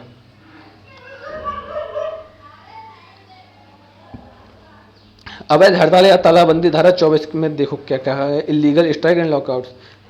स्ट्राइक होती कर्मचारियों और लॉकआउट होती नियोजक द्वारा। निम्न स्थिति में हड़ताल या तालाबंदी अवैध होती है जब वह सामान्य या लोकोपयोगी सेवाओं के उपबंधों का उल्लंघन करती है। जब सरकार ने ऐसे विवाद से संबंध जारी रखने वाली हड़ताल या तालाबंदी पर रोक लगा दी है जिससे सुलह बोर्ड, श्रम न्यायालय अधिकरण और राष्ट्रीय अधिकरण के पास निर्देशित किया गया हो, जब किसी विवाद के निर्वाचन के लिए निर्देशित कर दिया गया हो तथा सरकार ने उसी विवाद से संबंधित हड़ताल या तालाबंदी पर रोक लगा दी हो। कामबंदी छटनी या बंदी धारा 25C। Lay off retrenchment and closure. कामबंदी संबंधित उपबंध ऐसे प्रतिष्ठानों में लागू होते हैं जिनमें 50 या इससे अधिक की संख्या के कर्मकार नियोजित हों। छठवीं धारा 25FF। ऐसे प्रतिष्ठान में जिनमें 50 या इससे अधिक कर्मकार 1 वर्ष या इससे अधिक की सेवा में रह चुकने वाले किसी कर्मकार की छटनी करने से पहले नियोजक की शर्त जिसे 1 महीने पहले लिखित सूचना देना, 15 दिन की दर से कर्मकार की क्षतिपूर्ति देना इत्यादि को पूरा करना आवश्यक है। बंदी धारा 25FFA यानी क्लोजर। 50 से अधिक की संख्या में कर्मकारों को नियोजित करने वाले प्रतिष्ठानों को बंद करने के संभावित दिन के 2 महीने पहले नियोजक के लिए सरकार के पास बंदी के कारणों का उल्लंघन करते हुए नोटिस देना आवश्यक है। अनुचित श्रम व्यवहार देखते हैं, अनफेयर लेबर प्रैक्टिस, नियोजकों और उनके संगठनों के अनुचित श्रम व्यवहार। नियोजक और उनके संगठनों के अनुचित श्रम व्यवहार, कर्मकारों के संगठित होने तथा श्रम संघ बनाने का प्रताड़ित करना, किसी श्रम संघों पर हावी होना, ओवर पावर तथा उसमें हस्तक्षेप करना, टू इंटरवेंस। कर्मकारों का नियोजक प्रायोजित श्रम संघ गठित करना, किसी कर्मकार के विरुद्ध भेदभाव पैदा करके किसी श्रम संघ की स्थापना को प्रोत्साहित या हतोत्साहित करना, अवैध हड़ताल को छोड़कर अन्य हड़तालों के दौरान कर्मकारों की भर्ती करना, अधिनिर्णय यानी डिसीजन, समझौते या करार को लागू करने में विफल होना, बल का प्रयोग करना, हिंसात्मक कार्यों में लगा रहना, अधिनियम के अधीन अवैध तालाबंदी को प्रोत्साहित करना या उसे जारी रखना, कर्मकारों तथा श्रम संघों के अनुचित श्रम व्यवहार, धारा 25 अधिनियम के अधीन किसी अवैध हड़ताल में सलाह देना, कर्मकारों को अपने संगठन बनाने, श्रम संघों में शामिल होने या नहीं होने पर के अधिकार के प्रयोग में कर्मकारों के साथ जोर जबरदस्ती करना, मान्यता प्राप्त श्रम संघ यानी रिकॉग्नाइज्ड ट्रेड यूनियन के लिए नियोजक के साथ सद्भावनात्मक पूर्वक सामूहिक सौदेबाजी से इनकार करना, सौदेबाजी के लिए प्रतिनिधि के प्रमाणीकृत के लिए जोर जबरदस्ती करना। ठीक है, जानबूझकर धीरे धीरे कार्य करना तथा कार्य के परिसर में धरना देना, नियोजकों के या प्रबंधकों के निवास स्थानों पर प्रदर्शन करना, उद्योगों से संबद्ध नियोजक की संपत्ति को जानबूझकर नष्ट करने के लिए भड़काना या उसमें आग लगाना, किसी कर्मकार को काम पर उपस्थित न होने से रोकने की दृष्टि से उसकी धमकी देना, उसके विरुद्ध बल प्रयोग या हिंसात्मक कार्य करना। औद्योगिक विवाद संशोधन अधिनियम 2010 देखते हैं, जो औद्योगिक विवाद संशोधन इंडियन डिस्प्यूट अमेंडमेंट एक्ट 2010, तो समुचित सरकार धारा 2A, अप्रोप्रिएट गवर्नमेंट धारा 2A के अंतर्गत आया गया है कि परिभाषा का विस्तार किया गया है, जिसमें से ऐसी कोई भी कंपनी जिसमें 51% से प्रदत्त दर यानी शेयर पूंजी पैड अप शेयर कैपिटल केंद्र सरकार में निहित है, या निगम जिसकी स्थापना संसद द्वारा पारित कानून के अधीन हुई है, या केंद्रीय सार्वजनिक उपक्रम तथा केंद्र सरकार के स्वामित्व या नियंत्रण वाली और प्रधान उद्यम या स्वायत्त निकाय की सहायक कंपनी है। अन्य औद्योगिक विवादों के संबंध में जिनमें राज्य सरकार के स्वामित्व या नियंत्रण वाले उद्यम या स्वायत्त निकायों की सहायक कंपनियों में होने वाले निवास शामिल हों। समुचित सरकार राज्य सरकार है जहां औद्योगिक विवाद किसी ठेकेदार या उसके श्रमिकों के बीच पहली बार हुआ हो, वहां समुचित सरकार वह सरकार होगी जिसके नियंत्रण से संबंधित औद्योगिक स्थापन है। कर्मकारों की मजदूरी जो पर्यवेक्षक में है, उनका वेतन बढ़ाकर 1600 से 10,000 रुपये प्रतिमाह किया गया है।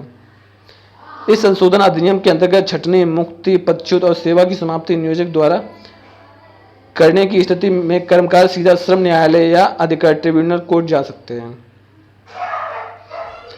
प्रत्येक औद्योगिक स्थापना में जिसमें 20 या अधिक कर्मचारी नियुक्त हैं, व्यक्तिगत विवादों के निपटारे के लिए एक या अधिक शिकायत निपटान समिति ग्रीवेंस सेटलमेंट कमेटी का गठन किया जाता है। समिति के नियोजक और कर्मकारों की प्रतिनिधि बराबर की संख्या में होंगे तथा कुल सदस्यों की संख्या 6 से अधिक नहीं होगी। समिति अपनी कार्रवाई आवेदन मिलने के 3 महीने के अंदर पूरी करेगी, धारा 9C के तहत बताया गया है। श्रम न्यायालय के पीठासीन अधिकारी धारा 7 में दिए गए यानी प्रेजेंटिंग ऑफिसर की योग्यता का विस्तार किया गया है। इसकी विधि में डिग्री होना और श्रम विभाग के उप मुख्य श्रम अनुभाग यानी केंद्रीय या संयुक्त श्रम युक्त यानी राज्य सरकार के रूप में नियुक्त 7 वर्षों के अनुभव का होना अनिवार्य है, जिसमें 16 अधिकारी के रूप में 3 वर्षों का अनुभव सम्मिलित हो, या भारत सरकार के ग्रेड 3 में 3 वर्षों का अनुभव होना आवश्यक होना चाहिए। संशोधन अधिनियम के अनुसार श्रम न्यायालय और अधिकरण को सशक्त करने हेतु उनके द्वारा दिए गए फैसले समझौते के लिए आदेश दीवानी या सिविल कोर्ट का निर्णय माना जाएगा। संशोधन के द्वारा राज्य सरकार को यह शक्ति दी गई है कि पीठासीन अधिकारी के वेतन, भत्ते और सेवा की शर्तें इत्यादि के लिए वह कानून बना सकती है। ठीक है, औद्योगिक संबंध संहिता 2019 देखते हैं, इंडस्ट्रियल रिलेशन कोड।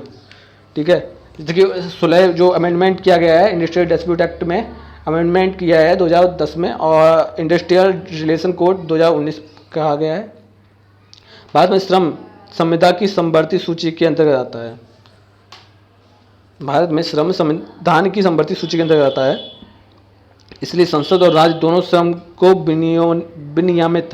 विनियमित करने वाले कानून बना सकती है। वर्तमान में 100 से अधिक राज्य, 40 केंद्रीय कानून हैं। 100 से अधिक राज्य और 40 केंद्रीय कानून हैं जो श्रम के विभिन्न पहलुओं जैसे औद्योगिक विवाद समाधान, कार्य स्थिति, सामाजिक सुरक्षा, मजदूरी। ठीक है, दूसरे राष्ट्रीय श्रम आयोग 2002 ने श्रम कानूनों में जटिलता के साथ अनेक पुरातन प्रावधानों को असंगत पाया है, जिसके फलस्वरूप आयोग की सिफारिशों पर श्रम कानून में एकरूपता सुनिश्चित करने तथा अनुपालन की आसानी हेतु श्रम विधान के व्यापक समूहों को समेकित करने का निर्णय लिया है, जैसे औद्योगिक संबंध, मजदूरी, सामाजिक सुरक्षा, सुरक्षा कल्याण और कार्यस्थिति। औद्योगिक संबंधों पर कानून के संबंध में आयोग ने मौजूदा श्रम कानून 2 श्रम कानूनों में समेकित करने की सिफारिश की है। एक जो 20 या अधिक श्रमिकों को रोजगार स्थापित करने वाले प्रतिष्ठान पर लागू होता है, और दूसरा जो 19 या उससे कम कर्मचारियों को स्थापित करने वाले प्रतिष्ठानों पर लागू होता है। औद्योगिक संबंध संहिता 2019 की व्यवस्था देखते हैं। यह संहिता ट्रेड यूनियनों की मान्यता, हड़ताल के लिए नोटिस की अवधि, तालाबंदी, स्थायी आदेश, औद्योगिक विवाद के समाधान के लिए लाया गया है, जो निम्नलिखित 3 श्रम कानूनों की जगह देता है: औद्योगिक विवाद अधिनियम 1947, श्रम संघ अधिनियम 1926 और औद्योगिक रोजगार स्थायी आदेश 1946 है। ये 3 इसमें औद्योगिक संबंध में समाहित हैं। श्रम संघ यानी ट्रेड यूनियन देखते हैं। यह ट्रेड यूनियन के 7 या अधिक सदस्य इसे पंजीकृत करने के लिए आवेदन कर सकते हैं। ट्रेड यूनियन के पास कम से कम 10% श्रमिकों या 100 श्रमिकों की सदस्यता होनी चाहिए। केंद्र राज्य सरकार ट्रेड यूनियनों या ट्रेड यूनियनों के एक संघ को क्रमशः केंद्रीय या राज्य ट्रेड यूनियनों के रूप में मान्यता दे सकता है। सौदेबाजी के लिए सौदेबाजी संघ और परिषद यानी नेगोशिएशन यूनियन काउंसिल का गठन होगा, जिसमें कम से कम 75 श्रमिक सदस्य ही नियोजक से सम्मति प्राप्त करेंगे। अगर किसी ट्रेड यूनियन के पास 75% श्रमिक सदस्य नहीं है, तो उस स्थिति में सौदेबाजी के लिए सौदेबाजी यानी नेगोशिएशन परिषद का गठन किया जाएगा, जिसमें यूनियनों के प्रतिनिधियों के कम से कम 10% श्रमिक सदस्य होंगे। हड़ताल या तालाबंदी देखते हैं। किसी प्रतिष्ठान के कर्मचारी हड़ताल पर नहीं जा सकते हैं जब तक वह हड़ताल करने के 60 दिन पहले नोटिस नहीं देते हैं। इस तरह को नोटिस 14 दिन पहले भीतर तालाबंदी के लिए मौजूद हैं। कार्यबंदी और छटनी, ले ऑफ एंड रिट्रेंचमेंट, किसी कर्मचारी को रोजगार देने से पहले कोयले की कमी, बिजली की कमी, मशीनों के टूटने के कारण कार्यबंदी का एक नियोजक की अक्षमता को प्रभावित करता है। छटनी का तात्पर्य अनुशासनात्मक कार्रवाई के अतिरिक्त किसी कारण से कर्मकार की सेवा समाप्त करना है। इसके सेवानिवृत्त अनुबंधन का गैर नवीनीकरण या निश्चित अवधि के रोजगार के कार्यालय को पूरा करना सम्मिलित नहीं है। ऐसे प्रतिष्ठान जहां कम से कम 50 श्रमिक हैं और जो 1 साल के कार्यरत हैं, उन्हें कार्यबंदी या छटनी की स्थिति में क्षतिपूर्ति यानी कंपनसेशन देना अनिवार्य है। मूल वेतन और महंगाई भत्ते का 50% कार्यबंदी की स्थिति में। 1 महीने की सूचना या समतुल्य मजदूरी और 15 दिन की दर से वेतन प्रत्येक वर्ष की निरंतर सेवा के लिए छटनी की स्थिति में। विवाद समाधान यानी डिस्प्यूट रिजोल्यूशन। द्विपक्षीय फोरम यानी बाइपैट्राइड फोरम समुचित सरकार को नियोजित और श्रमिकों के मध्य विवाद की स्थिति में द्विपक्षीय फोरम का गठन करना चाहिए, जिसमें दोनों दलों के प्रतिनिधि शामिल होते हैं। पंच निर्णय, अगर दोनों पार्टी नियोजक और श्रमिक किसी विवाद पर अपनी आपसी सहमति से पंच निर्णय यानी आर्बिट्रेशन करना चाहते हैं, तो औद्योगिक संबंध संहिता इसकी अनुमति देता है। औद्योगिक विवाद का समाधान देखते हैं। रेजोल्यूशन ऑफ इंडस्ट्रियल डिस्प्यूट, केंद्रीय और राज्य सरकार द्वारा औद्योगिक अधिकार स्थापित किए जा सकते हैं। एक औद्योगिक अधिकरण में 2 सदस्य शामिल होंगे। एक न्यायिक सदस्य जो उच्च न्यायालय के न्यायाधीश या अतिरिक्त जिला न्यायाधीश के रूप में काम कर चुका हो। एक प्रशासनिक सदस्य जिसके पास अर्थशास्त्र, व्यवसाय, कानून, श्रम संबंधों के क्षेत्र में 20 से अधिक वर्षों तक का अनुभव हो। स्थायी आदेश यानी स्टैंडिंग फोल्डिंग देखते हैं। ऐसे प्रतिष्ठान जिसमें 100 या उससे अधिक श्रमिक कार्यरत हों, उन्हें संहिता की अनुसूची में सूचीबद्ध मामलों पर स्थायी आदेश तैयार करना होगा। ये मामले श्रमिकों से संबंधित होते हैं। श्रमिकों का वर्गीकरण, श्रमिकों को काम करने के घंटे, छुट्टियां, दिनों और मजदूरी दरों के बारे में सूचित करने का तरीका, रोजगार की समाप्ति। श्रमिकों के लिए शिकायत निवारण, अपराध और दंड देखते हैं। ऐसे प्रतिष्ठान जहां 100 या उससे अधिक श्रमिक नियुक्त करने वाले नियोक्ता कार्यबंदी, छटनी, मंदी से पूर्व सरकार की अनुमति लेना या 1 लाख से 10 लाख रुपए के बीच जुर्माना लगाया जा सकता है। अवैध हड़ताल पर 1000 रुपये से लेकर 10,000 रुपये तक का जुर्माना लगाया जा सकता है। 1 महीने तक की कैद दोनों हो सकती है। नियोक्ताओं द्वारा अवैध रूप से तालाबंदी करने पर 50,000 से लेकर 1 लाख रुपये तक का जुर्माना या 1 महीने की कैद या दोनों सजा हो सकती है। महत्वपूर्ण तथ्य देखते हैं, इंपॉर्टेंट फैक्ट्स। अब महत्वपूर्ण तथ्य पर आते हैं, इंपॉर्टेंट फैक्ट्स। काफ़ी ज़्यादा इंपॉर्टेंट है, क्योंकि अब सिंपल बात है, इंपॉर्टेंट फैक्ट है तो इसका मतलब है कि आने की संभावना ज़्यादा है। देखो अब इंपॉर्टेंट फैक्ट में क्या क्या है देखते हैं। जे हैरी रिचर्डसन की पुस्तक है an introduction to the study of industrial relation, an introduction to the study of industrial relation. औद्योगिक संबंध एक कला है जिसके अंतर्गत उद्योगों में काम करने वाले लोग एक साथ रहकर कार्य करने का प्रयास करते हैं। ठीक है, ये हैरी रिचर्डसन ने अपनी पुस्तक में लिखा है और उस पुस्तक का नाम है इंट्रोडक्शन टू स्टडी, ठीक है, ऑफ द इंडस्ट्रियल रिलेशन। ठीक है, औद्योगिक संबंध का अध्ययन, ठीक है, एन इंट्रोडक्शन। ठीक है, आपको बस सिंपल बात है, इन्होंने जहाँ पर हैरी रिचर्डसन आ जाए वहाँ पर आप देख लेना, इन्होंने स्टडी, इनकी पुस्तक में स्टडी ऑफ IR, ठीक है, इंडस्ट्रियल रिलेशन की, इन्होंने, इनकी बुक का नाम है, और इन्होंने कहा है कि औद्योगिक संबंध एक कला है। ठीक है, इन्होंने कहा है ये एक आर्ट है। ठीक है, जिसके अंतर्गत उद्योग में काम करने वाले लोग एक साथ रहकर कार्य करने का प्रयास करते हैं। छटनी है क्षतिपूर्ति यानी रिट्रेंचमेंट कंपेंसेशन का प्रावधान औद्योगिक विवाद अधिनियम 1947 के अंतर्गत आता है। छटनी क्षतिपूर्ति का प्रावधान औद्योगिक विवाद अधिनियम 1947 के अंतर्गत आता है। जो क्षतिपूर्ति यानी कि कंपनसेशन की बात की गई है छटनी के दौरान, ठीक है, अभी हमने आपको सुनाया था कि 7 दिन पहले नोटिस, ठीक है, तभी कंपनसेशन मिल सकता है, और 5 मील का दायरा, ये सब हमने आपको बताया था। ठीक है, ये सब किसके अंतर्गत आया है, ये सब कॉन्सेप्ट कहाँ से आया, ये सब कॉन्सेप्ट आया है औद्योगिक विवाद अधिनियम 1947 से। ठीक है, इसलिए ये इंपॉर्टेंट हो जाता है क्षतिपूर्ति के लिए। पीवी गोरी ने अपनी पुस्तक labour problems in Indian industry, PV Giri होगा शायद, ठीक है, पीवी गिरी ने अपनी पुस्तक labour problems in Indian industry के अंतर्गत औद्योगिक संबंध के पहलुओं को बताया है। वर्ष 1968 में इंग्लैंड के प्रमुख डोनोवान आयोग ने अपने प्रतिवेदन में औद्योगिक प्रणाली विकसित करने का सुझाव दिया था।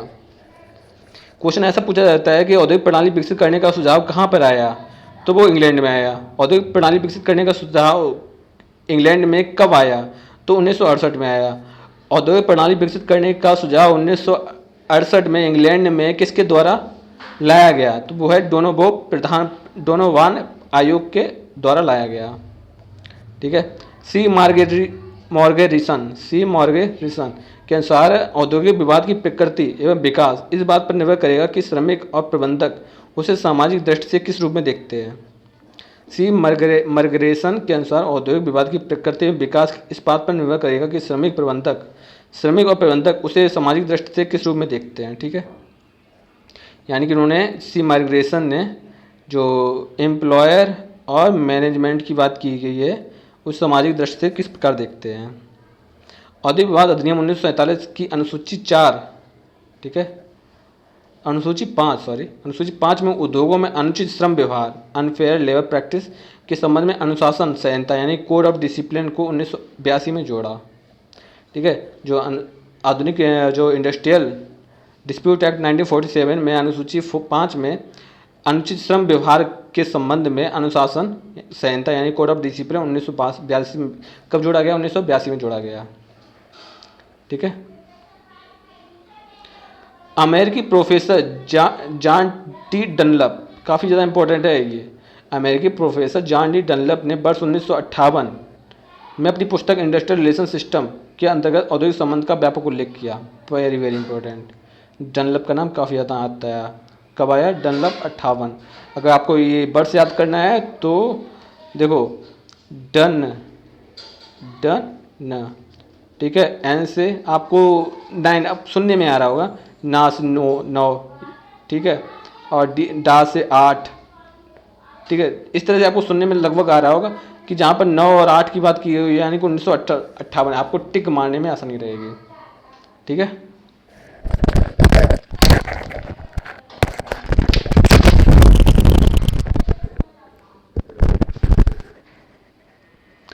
अब आते हैं रिचर्डसन ए लेस्टर ने अपनी पुस्तक इकोनॉमिक्स ऑफ लेबर में लिखा है कि श्रम बाजार के अपूर्ण प्रकृति यानी इम्परफेक्ट नेचर के उद्देश्य के कारण भी औद्योगिक विवाद उत्पन्न हो जाते हैं। ठीक है, इकोनॉमिक्स ऑफ लेबर की बात की जाए या अपूर्ण प्रकृति इम्परफेक्ट नेचर के उद्देश्य का परिणाम औद्योगिक विवाद उत्पन्न हो जाता है, तो आप रिचर्डसन ए लेस्टर आप आगे टिक कर देंगे क्योंकि यही है, इन्होंने इकोनॉमिक्स ऑफ लेबर में लिखा है। बाद में अब केवल ऐच्छिक पांचाट यानी वॉलेंट्री एब्रिविएशन की व्यवस्था औद्योगिक विवाद अधिनियम 1947 के अंतर्गत विवाद सुलझाने के लिए की गई थी। ठीक है, ऐच्छिक पांचाट यानी कि जो है वॉलेंट्री आर्बिट्रेशन यानी कि ये मजिया होते हैं, मजिया मतलब मीडिएटर जो औद्योगिक विवाद को सुलझाने में मदद करते हैं। आवश्यक सेवा संरक्षण अधिनियम इसेंशियल सर्विस प्रोटेक्शन एक्ट 1981 के अंतर्गत हड़ताल की स्थिति को नियंत्रित करने का प्रावधान दिया है। यह विशेषकर केंद्र सरकार के अधीन आवश्यक सेवाएं जैसे रेलवे, डाक तार, बंदरगाह, हवाई अड्डे, बैंकिंग, अस्पताल, तेल शोधन इत्यादि बनाए गए हैं। भारत में 1958 में 2 संहिता क्रमशः उद्योगों में अनुशासन संहिता यानी code of discipline in industry तथा अंतर संघीय आचार संहिता inter union code of conduct लागू किया गया है। ठीक है, बाद में 1958 में इंडस्ट्री, देखो सिंपल, 1958 में 2 संहिताएं विकसित की गई हैं, उद्योगों में अनुशासन संहिता और अंतर्राष्ट्रीय संघीय आचार संहिता। ठीक है, ओके। और अब ये 1958 आया था, कहाँ पर आया था देख लेते हैं। तो 1958 जी डनलप ने वर्ष 1958 में इंडस्ट्रियल रिलेशन सिस्टम की पुस्तक में लिखा था, औद्योगिक संबंध का व्यापक उल्लेख किया था। भारतीय सुरक्षा संशोधन अधिनियम, भारतीय सुरक्षा संशोधन नियम 1940 डिफेंस ऑफ इंडियन रूल में संशोधन का नियम 81A के अंतर्गत उद्योगों में शांति स्थापित करने संबंधी प्रावधान सम्मिलित किए हैं। 1975 में देश के विनिर्माण प्रक्रिया यानी मैन्युफैक्चरिंग प्रोसेस तथा खनन यानी माइनिंग वाले उन सभी औद्योगिक संस्थानों में प्रबंधन में श्रमिकों की सहभागिता की योजना लागू की जहां 500 से अधिक श्रमिक कार्यरत हैं। ठीक है, Nellimarla jute mill, Karmika Sangham vs, state of Andhra Pradesh 1995 के निर्णय में मानवीय न्यायालय द्वारा यह स्पष्ट किया गया कि अवैधानिक तालेबंदी की स्थिति में कार्य नहीं तो वेतन नहीं का सिद्धांत लागू होगा। नीली मरला जूट मिल, कर्मिका संघम, ठीक है, कार्मिका संगम या संगठन जो भी है, BS, state of Andhra Pradesh 1995 में न्यायालय ने कहा है कि अगर अवैधानिक तालेबंदी की स्थिति में कार्य नहीं होगा तो वेतन भी नहीं होगा। सामूहिक सौदेबाजी यानी कलेक्टिव बार्गेनिंग 2 पक्षों के बीच चर्चा और बातचीत के लिए औद्योगिक संगठन का एक उपकरण है। पंडित दीनदयाल उपाध्याय श्रमेव जयते कार्यक्रम के अंतर्गत श्रमिकों के लिए समन्वित श्रम पहचान संख्या यानी लेबर आइडेंटिफिकेशन नंबर LIN की व्यवस्था की गई है। अब देखो इंपॉर्टेंट ये बन जाता है कि श्रम पहचान संख्या यानी कि लेबर आइडेंटिफिकेशन नंबर कौन लाया? पंडित दीनदयाल उपाध्याय लाए। किस में लाए हैं? श्रमेव जयते कार्यक्रम के अंतर्गत। औद्योगिक विवाद सुलझाने के लिए विभिन्न तंत्र जैसे सुलह अधिकारी यानी कॉन्सलिएशन ऑफिसर, अधिकरण ट्रिब्यूनल, श्रम न्यायालय, लेबर कोर्ट आदि व्यवस्था की गई है। सुलह अधिकारी किस में आएगा? सुलह अधिकारी आएगा 4 में, धारा 4 में। ठीक है, ये चीज़ें आपको भूलना नहीं है। अब इनसे कुछ क्वेश्चन सॉल्व करते हैं। निम्नलिखित में से किसने औद्योगिक संबंध को प्रभावित किया है? तो PH कैसलमैन ने भी प्रभावित किया है, L योडर ने भी प्रभावित किया है और ILO इंटरनेशनल लेबर ऑर्गेनाइजेशन ने भी प्रभावित किया है। इसका मतलब इसका उपयोग सभी सही है। औद्योगिक संबंध से उत्पादन में सामाजिक संबंधों का बोध होता है। औद्योगिक संबंध से उत्पादन में सामाजिक संबंधों का बोध होता है। किसके द्वारा यह परिभाषा दी गई है? ठीक है, ये ILO इंटरनेशनल श्रम international institute of labour studies. एक बार क्वेश्चन फिर से देखते हैं। औद्योगिक संबंध से उत्पादन में सामाजिक संबंधों का बोध होता है। ठीक है, औद्योगिक संबंध से उत्पादन में सामाजिक संबंधों का बोध होता है। यह किसके द्वारा प्रभावित की गई थी? ये परिभाषा दी गई थी अंतर्राष्ट्रीय श्रम अध्ययन संस्थान के द्वारा। ठीक है, इन्होंने कहा है कि उत्पादन में सामाजिक संबंधों का बोध होता है। ठीक है, तो international institute of labour studies में ये बात कही गई थी। सहयोग एवं संघर्ष 2 पहलू हैं औद्योगिक संबंध के। बिल्कुल, औद्योगिक संबंध में संघर्ष भी होता है और सहयोग भी होते हैं। औद्योगिक संबंध किसके बीच का संबंध होता है? औद्योगिक संबंध नियोजक और नियोक्ता, श्रम संघ और केंद्र सरकार के बीच होता है। ठीक है, इसके लिए नियोजक भी आवश्यक है, नियोक्ता भी आवश्यक है, श्रम संघ भी आवश्यक है और सरकार भी आवश्यक है। निम्न में से कौन सा औद्योगिक संबंध का एक महत्वपूर्ण कारक नहीं है? तो उत्पादन में वृद्धि, विवाद में वृद्धि, नैतिकता में वृद्धि, अपशिष्ट में कमी। कौन सा औद्योगिक संबंध का एक महत्वपूर्ण कारक नहीं की बात की गई? उत्पादन में वृद्धि कारक है, नैतिकता में वृद्धि कारक है, अपशिष्ट में कमी। बिल्कुल, जहां पे गंदगी फैली होगी वहां वो जब औद्योगिक संबंध सही से होगा तो वहाँ पर गंदगी कम फैलेगी, क्योंकि सबका काम होगा साफ सफाई बनाए रखना। अब विवाद में वृद्धि नहीं होगी, विवाद में वृद्धि की कमी आएगी। जब संबंध अच्छे होंगे तो विवाद के अपने आप ही कम होंगे, क्योंकि विवाद होंगे तो संबंध अच्छे कहाँ से होंगे फिर। निम्नलिखित में श्रम कल्याण के प्रकार हैं। निम्नलिखित में श्रम कल्याण के प्रकार हैं अंतर श्रम कल्याण और बाह्य श्रम कल्याण, ये दोनों ही हैं श्रम कल्याण के प्रकार। ट्रस्टीशिप थ्योरी संबंधित है श्रम कल्याण से। ट्रस्टीशिप थ्योरी श्रम कल्याण से संबंधित है। औद्योगिक विवाद अधिनियम 1947 लागू होने से पहले निम्नलिखित में से कौन सा अधिनियम औद्योगिक विवाद का निपटारा करता था। 1947 पहले 1929 आया था, ठीक है, और 1929 से ही के बाद ही 1947 यानी औद्योगिक विवाद अधिनियम लाया गया। ये व्यापार विवाद अधिनियम यानी ट्रेड डिस्प्यूट एक्ट 1929। ट्रेड विवाद अधिनियम 1929 में दोष बताने वाले विकल्प को चुनिए, ठीक है, दोष बताने वाले विकल्प चुनिए। जो दोष बताता है हड़तालों के अधिकार पर रोक लगाना या एक औद्योगिक विवाद के निपटारे के लिए अधिनियम के तहत कार्रवाई की अस्थिर करना, बिल्कुल गलत, ठीक है, यानी कि एक औद्योगिक विवाद के निपटारे के लिए अधिनियम के तहत कार्रवाई को अस्थिर करना है। और औद्योगिक अशांति का समाधान, औद्योगिक अशांति का समाधान और हड़ताल के अधिकारों को रोक लगाना है। इसका आंसर उपयोग में से सभी ये सभी है, सभी सही है। औद्योगिक शांति को प्राप्त किया जाता है समझौते और मध्यस्थता के द्वारा या न्यायिक निर्णय और मध्यस्थता से, कार्य समिति या तथा औद्योगिक अधिकरण से या सौदेबाजी और अधिनिर्णय से, बिल्कुल सही, सौदेबाजी व अधिनिर्णय से। औद्योगिक विवाद अधिनियम के उद्देश्य को चुनिए। अवैधानिक हड़ताल से बचना, नियोजक और नियोक्ता के बीच अच्छे संबंध स्थापित करना या कार्यबंदी की स्थिति में श्रमिकों की सहायता करना या उपयुक्त सभी। औद्योगिक विवाद अधिनियम के उद्देश्य, बिल्कुल, औद्योगिक विवाद अधिनियम के उद्देश्य अवैधानिक हड़ताल से बचना है, बिल्कुल सही। नियोजक और नियोक्ता के बीच अच्छे संबंध स्थापित करना है, बिल्कुल सही। कार्यबंदी की स्थिति में श्रमिकों की सहायता करना है, बिल्कुल सही, उपयुक्त सभी इसका सही आंसर है। औद्योगिक विवाद अधिनियम 1947 लाया इसी के गया है कि विवाद ना बढ़े। किसी औद्योगिक प्रतिष्ठान की कार्य समिति बनाने की शक्तियां किसमें निहित हैं। किसी औद्योगिक प्रतिष्ठान की कार्य समिति बनाने की शक्तियां किसमें निहित हैं। जहां 100 या उससे अधिक कामगार हैं, समुचित सरकार, एप्रोप्रिएट गवर्नमेंट, ठीक है, यानी कि इसका सही आंसर है एप्रोप्रिएट गवर्नमेंट ही है, जहां पर 100 से अधिक कामगार हैं और समिति बनाने की शक्तियां निहित है समुचित सरकार में। जहाँ पे 100 से ज़्यादा वर्कर्स होंगे वहाँ पर जो भी पावर्स होंगी वो गवर्नमेंट के अकॉर्डिंग हो, यानी कि सुलह क्या बोलते हैं समुचित सरकार के अंतर्गत आएंगी, जिसमें दोनों ही बना सकते हैं, केंद्र और राज्य दोनों ही। औद्योगिक विवाद अधिनियम 1947 के अंतर्गत निम्न में से कौन सा औद्योगिक विवाद सुलझाने की मशीनरी नहीं है। औद्योगिक विवाद सुलझाने की मशीनरी नहीं है। सामूहिक सौदेबाजी औद्योगिक विवाद सुलझाने की मशीनरी नहीं है।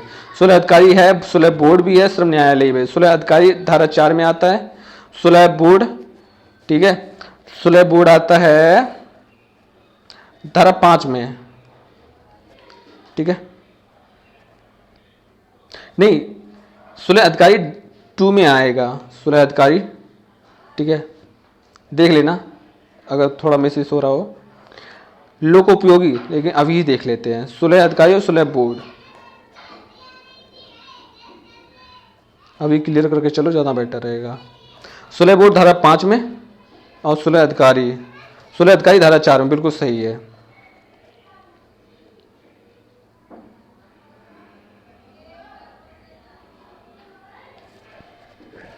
सुलह अधिकारी धारा 4 में और सुलह बोर्ड धारा 5 में, बिल्कुल सही है। लोक उपयोगी सेवाएं औद्योगिक विवाद अधिनियम 1947 की किस अनुसूची में शामिल हैं। लोक उपयोगी सेवाएं औद्योगिक विवाद अधिनियम 1947 की किस अनुसूची में शामिल हैं। बिल्कुल पहली अनुसूची में शामिल है लोक उपयोगी सेवाएं औद्योगिक विवाद अधिनियम। देखो हमें ये लोक उपयोगी सेवाएं और औद्योगिक विवाद अधिनियम 1947 की किस अनुसूची में शामिल है, पहली अनुसूची में शामिल है, ये हमको याद रखना है, क्योंकि मिलान वाले आ सकते हैं कि मिलान कीजिए इनमें से कौन सा किसकी अनुसूची में है, तो हमें ध्यान देना होगा कि पहली अनुसूची में लोक उपयोगी सेवाएं हैं, ठीक है। औद्योगिक विवाद अधिनियम 1947 के अनुसार निम्नलिखित में से कौन सा कथन उद्योगों के प्रभावित नहीं करता है। उद्योगों को प्रभावित नहीं करता है 1947 के अनुसार। इसका अर्थ है कि किसी व्यवसाय, व्यापार, उपक्रम, निर्माण या नियोक्ताओं का आह्वान, इसके अंतर्गत कोई भी आह्वान, सेवा, रोजगार, हस्तकला या औद्योगिक व्यवसाय या काम करने वाले कामगार आते हैं। 1978 के एक मुख्य मामले में इस परिभाषा को 1982 में संशोधित किया गया। अधिसूचना के उपरांत संशोधित परिभाषा लागू की गई नहीं करता है, परिभाषित नहीं करता है, तो इसका सही आंसर होगा डी, अधिसूचना के उपरांत संशोधित परिभाषा लागू की गई। पहले आओ अंत में जाओ और अंत में आओ पहले जाओ, फर्स्ट कम लास्ट गो, लास्ट कम फर्स्ट गो, यह सिद्धांत है छटनी का। यानी कि जो पहले आएगा वो लास्ट में जाएगा और जो लास्ट में आएगा वो पहले जाएगा, छटनी के तहत। अगर छटनी करनी पड़ी तो ऐसा ही रूल अपनाया जाएगा। औद्योगिक विवाद अधिनियम 1947 के अनुसार अधिनिर्णय अवार्ड से संबंधित सही विकल्प चुनिए। श्रम न्यायालय का अंतिम निर्धारण नहीं है। धारा 10 के तहत मध्यस्थता का अधिनिर्णय नहीं। श्रम न्यायालय का अंतिम निर्णय इसमें है होना चाहिए, क्योंकि दोनों ए और ये दोनों ही सेम है, तो एक में है एक में नहीं। धारा 10(a) के तहत मध्यस्थता अधिनिर्णय का अंतिम निर्धारण नहीं। ये वाला क्वेश्चन ही छोड़ दो। औद्योगिक विवाद अधिनियम 1947 के अनुसार अधिसूचना का मिलान कीजिए। अभी हमने बताया था आपको कि अनुसूची 1 में क्या है, श्रम न्यायालय या सेवा की शर्तों में परिवर्तन जिसके लिए नोटिस दिया गया, और श्रम न्यायालय औद्योगिक पहले धारा 1 अनुसूची 1, 2 और 4 और 5, ठीक है। श्रम न्यायालय औद्योगिक अधिकरण उद्योगों जो लोक उपयोगी सेवाएं प्रदान करता हूँ, बिल्कुल सही है, पहला का तीसरा, ठीक है। उसके बाद देखते हैं 2, पहले देखो, पहले सेवाएं, लोक उपयोगी सेवाएं, उसके बाद श्रम न्यायालय और औद्योगिक अधिकरण, ठीक है। तो ये आएगा 2 में, देखते हैं पहला, ठीक है।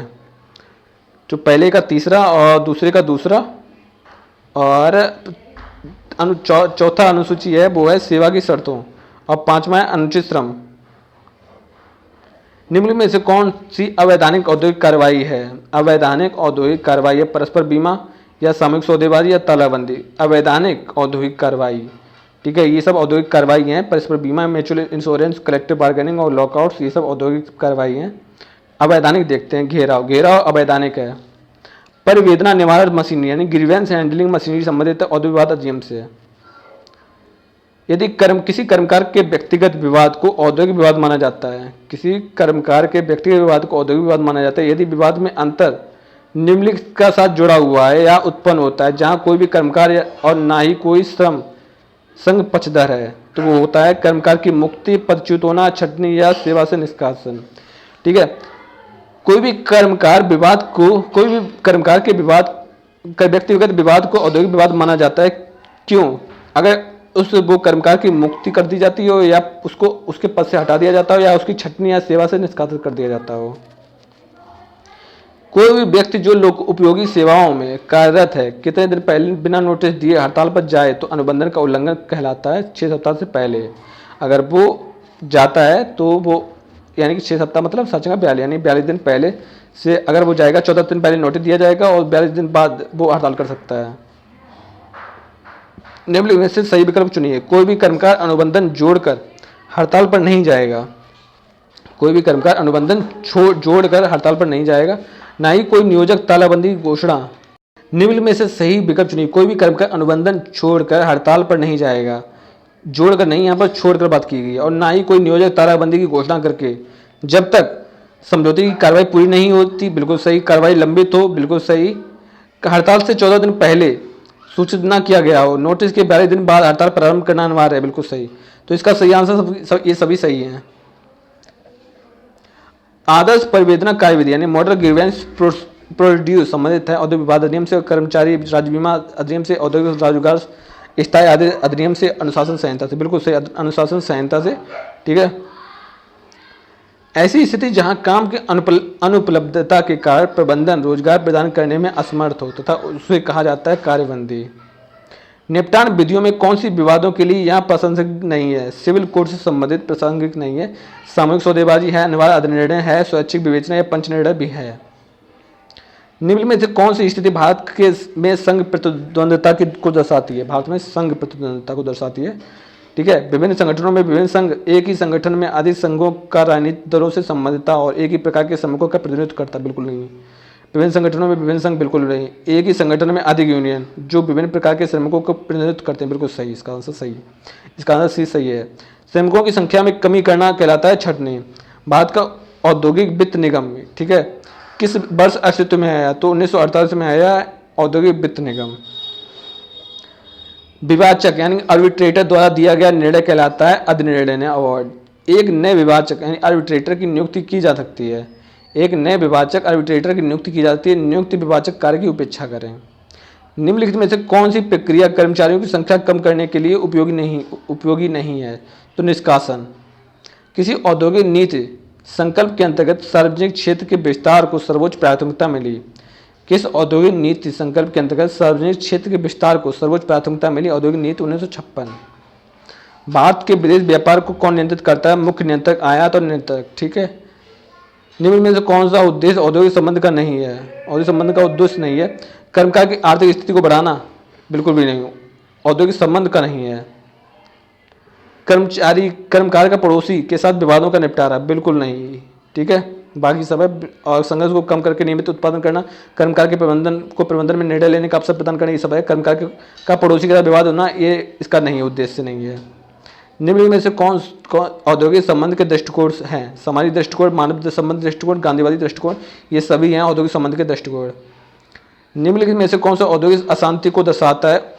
हड़ताल, तालाबंदी, घेराव, ये सब औद्योगिक अशांति को दर्शाता है। निम्न में से कौन सा हड़ताल का कारण नहीं हो सकता है? हड़ताल का कारण नहीं हो सकता है वेतन और प्रोत्साहन संबंधी समस्याएं और अधिक आयु के कारण सेवा में अनियमितता, बिल्कुल सही। अधिक आयु कारण सेवा में अनियमितता हड़ताल के कारण नहीं हो सकती है। औद्योगिक विवाद अधिनियम 1947 के अनुसार तालाबंदी का सही अर्थ है रोजगार के स्थान बंद कर देना, अब कार्य का निलंबन, नियोक्ता द्वारा श्रमिकों को रोजगार जारी रखने से इनकार करना, उपयुक्त सभी, ये सभी सही है। औद्योगिक विवाद अधिनियम 1947 के अंतर्गत किस धारा के अंतर्गत हड़ताल को प्रतिबंधित किया गया है? हड़ताल को प्रतिबंधित, तो हड़ताल को प्रतिबंधित किया गया धारा 22 में। औद्योगिक संबंध निम्नलिखित में से किस में से क्षेत्र विस्तार है? औद्योगिक संबंध निम्नलिखित में क्षेत्र विस्तार, सामूहिक सौदेबाजी का, श्रम कानून का, औद्योगिक संबंध प्रशिक्षण का, उपयुक्त सभी, तो इसका सही आंसर उपयुक्त सभी सही होगा। निम्नलिखित में से कौन औद्योगिक संबंध प्रणाली की अवधारणा से संबंधित नहीं है? तो है प्रोफेसर डनलप। औद्योगिक संबंध प्रणाली के अवधारणा से संबंधित नहीं है, प्रोफेसर डनलप। कर्मकार के हितों की सुरक्षा निम्न में से किसकी भूमिका है? श्रम संघ की। ठीक है, कर्मकार के हितों की रक्षा श्रम संघ की भूमिका निभाता है। निम्न में से भारत किसका संस्थापक सदस्य रहा है? वो है अंतर्राष्ट्रीय ILO का व्यापक सदस्य रहा है, यानी काफ़ी अच्छा इसने वर्क किया है ILO के। ठीक है, जब कुछ श्रमिक कारखाने के गेट पर खड़े होकर कार्य का विरोध कर रहे हैं तो इसे जाना जाता है धरना देना। जो कारखाने के गेट पर खड़े होकर कार्य का विरोध करते हैं वो उसे बोलते हैं धरना देना। एक विभाजक आर्बिट्रेटर कार्य करता है शुल्क के लिए, स्वेच्छा और मान से, दान के उद्देश्य या उपयोग में से कोई नहीं। एक विभाजक आर्बिट्रेटर कार्य करता है, एक विभाजक आर्बिट्रेटर कार्य करता है शुल्क के लिए नहीं, स्वेच्छा और मान से, सम्मान से नहीं, दान के उद्देश्य से बिल्कुल भी नहीं। इनमें से कोई भी आंसर नहीं है।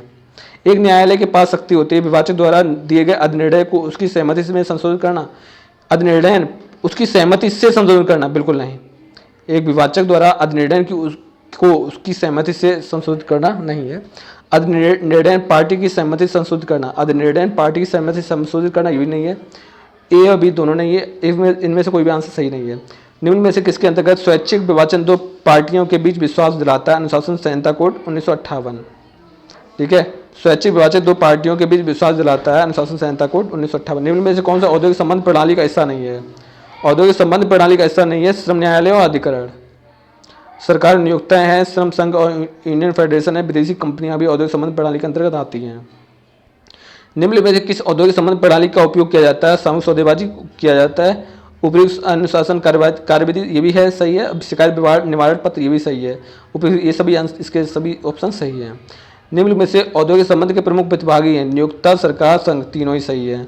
निम्न में से कौन सी प्राथमिक हड़ताल का भाग नहीं है? सहानुभूति हड़ताल, ये प्राथमिकता हड़ताल का भाग नहीं है। ठीक है, अभी हमने आपको बताया था कि 4 है, 3 है, A, B, C। ठीक है, जिनमें से A हड़ताल कर रहा है और B इसको सपोर्ट करने के लिए अपनी अपनी जगह हड़ताल करते हैं, जिससे कि ये दोनों इस पर दबाव डालते हैं और सरकार भी इस पर दबाव डालती है और इन लोगों को इस औद्योगिक संस्थान को इन लोगों की बात माननी पड़ती है। तो ये प्राथमिक नहीं, ये सेकेंडरी और हो सकती है, लेकिन प्राथमिक तो नहीं है। औद्योगिक संबंध के में प्रमुख उद्देश्य सम्मिलित होते हैं। सामूहिक सौदेबाजी के निपटाने में, औद्योगिक विवाद के निपटारे तंत्र में औद्योगिक संबंध के प्रमुख उद्देश्य सम्मिलित हैं। सामूहिक सौदेबाजी औद्योगिक विवाद के निपटारे के तंत्र में और प्रबंधन के कर्मचारी की भागीदारी में, ये सभी, इसका सही आंसर डी है।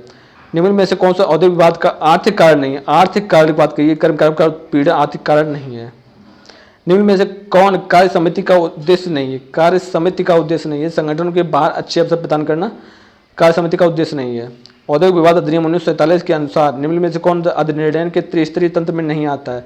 श्रम न्यायालय आता है, राष्ट्रीय अधिकरण आता है, औद्योगिक अधिकरण आता है, कार्य समिति नहीं आती है। श्रमिक निम्नलिखित में से किस पद्धति के द्वारा प्रबंधन में भाग ले सकते हैं? तो कर्मचारी एवं कार्य परिषद में बोर्ड स्तर पर भागीदारी ले सकते हैं, संयुक्त परिषद एवं समितियों में भागीदारी, उपयुक्त सभी। इसका आंसर ये है कि ये तीनों ही, चारों ही, ये तीनों ही सही है, अर्थात इसका सही आंसर डी होगा। श्रम संघ और अन्य श्रमिक संघों द्वारा की गई मांगों को पूरा करने का शस्त्र है हड़ताल। संयुक्त परिषद और समितियों में प्रतिनिधि होते हैं नियोजक और श्रमिक के। संयुक्त श्रम परिश्रम परिषद और समिति में प्रतिनिधि होते हैं नियोजक और श्रमिक के।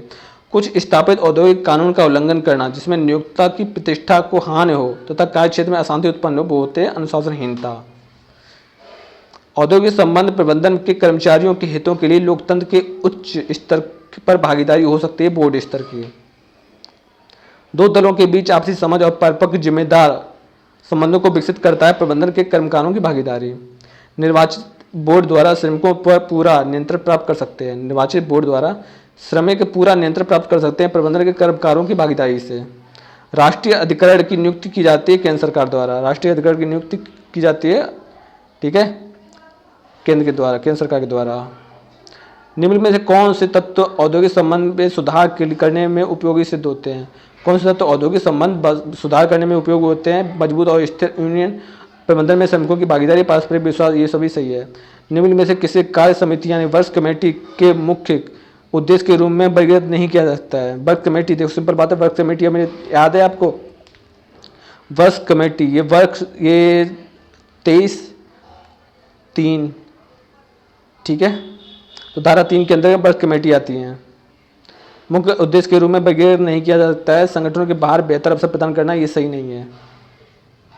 निम्न में से कौन औद्योगिक विवाद अधिनियम 1947 के तहत गठित 3 स्तरीय अधिनियम मशीनरी के अंतर्गत नहीं आता है? कार्य न्यायालय आता है, औद्योगिक अधिकरण भी आता है, राष्ट्रीय अधिकरण भी आता है, कार्य समितियां नहीं आती हैं। निम्न में से किसके अंतर्गत औद्योगिक विवाद के लिए बुनियादी पक्ष राज्य के हस्तक्षेप के बिना अपने विवादों का निपटारा कर सकता है? सामूहिक सौदेबाजी और स्वैच्छिक मध्यस्थता, ये दोनों ही सही है। ये राज्य के हस्तक्षेप के बिना भी अपना विवाद निपटारा कर सकते हैं। निम्नलिखित में से किस विधि के से कार्यकर्ता के भागीदारी प्रबंधन में हो सकती है? निम्नलिखित में से किस विधि से कार्यकर्ता के भागीदारी प्रबंधन में हो सकती है? कर्मचारी या कार्य परिषद, बोर्ड स्तर भागीदारी, संयुक्त परिषद या समितियां, उपयुक्त सभी। तो इसका सही आंसर उपयुक्त सभी सही है। जोसेफ के अनुसार प्रबंधन में कर्मकारों की भागीदारी का मुख्य उद्देश्य समाज में श्रमिकों की स्थिति सुधारना, उद्यम की क्षमता बढ़ाना और सौहार्दपूर्ण संबंध स्थापित करना, श्रमिकों के बीच एकजुटता बढ़ाना और उनका शोषण रोकना, उपयुक्त सभी। इसका सही आंसर उपयुक्त सभी सही होगा। निम्न में से कौन प्रबंधन में कार्यकर्ता की भागीदारी की आवश्यक पूर्व अवस्थाएं हैं? प्रबंधन में कार्यकर्ता की भागीदारी की आवश्यक पूर्व अवस्थाएं, आवश्यकता से पूर्व जो आवश्यकताएं होती है प्रबंधन में: संचार एवं सूचना का मुक्त प्रवाह, दो पक्षों के बीच पारस्परिक विश्वास, बाहरी ट्रेड यूनियनों से बचाव, उपयुक्त सभी। इसका आंसर उपयुक्त सभी सही है। निम्नलिखित में से किसे प्रबंधन में कार्यकर्ता की भागीदारी का अड़चन माना जाता है? कार्यकर्ता की भागीदारी का अड़चन प्रबंधन में नियोक्ताओं को अपने ज्ञान और कौशल से परे नहीं सोचना चाहिए। ट्रेड यूनियनों की भूमिका का असंतोषजनक होना, नियुक्त श्रमिक प्रतिनिधि के साथ वार्तालाप को तैयार न होना, बिल्कुल गलत है। ये भी ट्रेड यूनियनों की भूमिका का असंतोषजनक होना बिल्कुल गलत है। नियोक्ताओं को अपने ज्ञान और कौशल से परे नहीं सोचना चाहिए, ये भी गलत है, उसके परे सोचना चाहिए, तो सही, इसका सही आंसर होगा। ये सब अड़चने हैं। निम्न में से अनुशासन संहिता के मूल उद्देश्य हैं: उद्योगों में शांति और व्यवस्था बनाए रखना। अनुशासन संहिता के मूल उद्देश्य: उद्योग में कार्य निरंतर रखना और प्रबंधन और रोजगार के स्तर को बढ़ावा देना। इसका सही आंसर तीनों ही सही हैं। अनुशासन संहिता निम्न में से किस सिद्धांत पर आधारित है? अनुशासन संहिता किस पर आधारित है? पूर्व सूचना के बिना कोई हड़ताल या तालाबंदी नहीं करेगा। प्रतिष्ठान के किसी संयंत्र या संपत्ति का कोई जानबूझकर नुकसान नहीं करेगा। विवादों के निपटान हेतु मौजूदा मशीनरी का उपयोग, ये सभी सही आंसर है। निम्न में से कौन औद्योगिक संबंध नीति का सिद्धांत है? आचार संहिता, अनुशासन कोड, श्रम कल्याण, इनमें से कोई नहीं। औद्योगिक संबंध नीति का उद्देश्य सिद्धांत नहीं है, ठीक है। औद्योगिक संबंध नीति का निम्न में से कौन सामूहिक सौदेबाजी की प्रक्रिया का सबसे महत्वपूर्ण पहलू है? टकराव पहलू नहीं है, टकराव, बाकी सब चीज़ें हैं। निम्न में से कौन से मामले आमतौर पर सामूहिक सौदेबाजी के तहत लाए जाते हैं? काम करने की स्थिति, संगठनात्मक मामले, श्रम कल्याण, उपयुक्त सभी सही है। अंतर्राष्ट्रीय श्रम संगठन यानी कि ILO का मुख्य उद्देश्य है कार्य अधिकारों को बढ़ावा देना, कार्य से संबंधित मुद्दों को संज्ञान में लाना, सामाजिक सुरक्षा बढ़ाना, उपयुक्त सभी।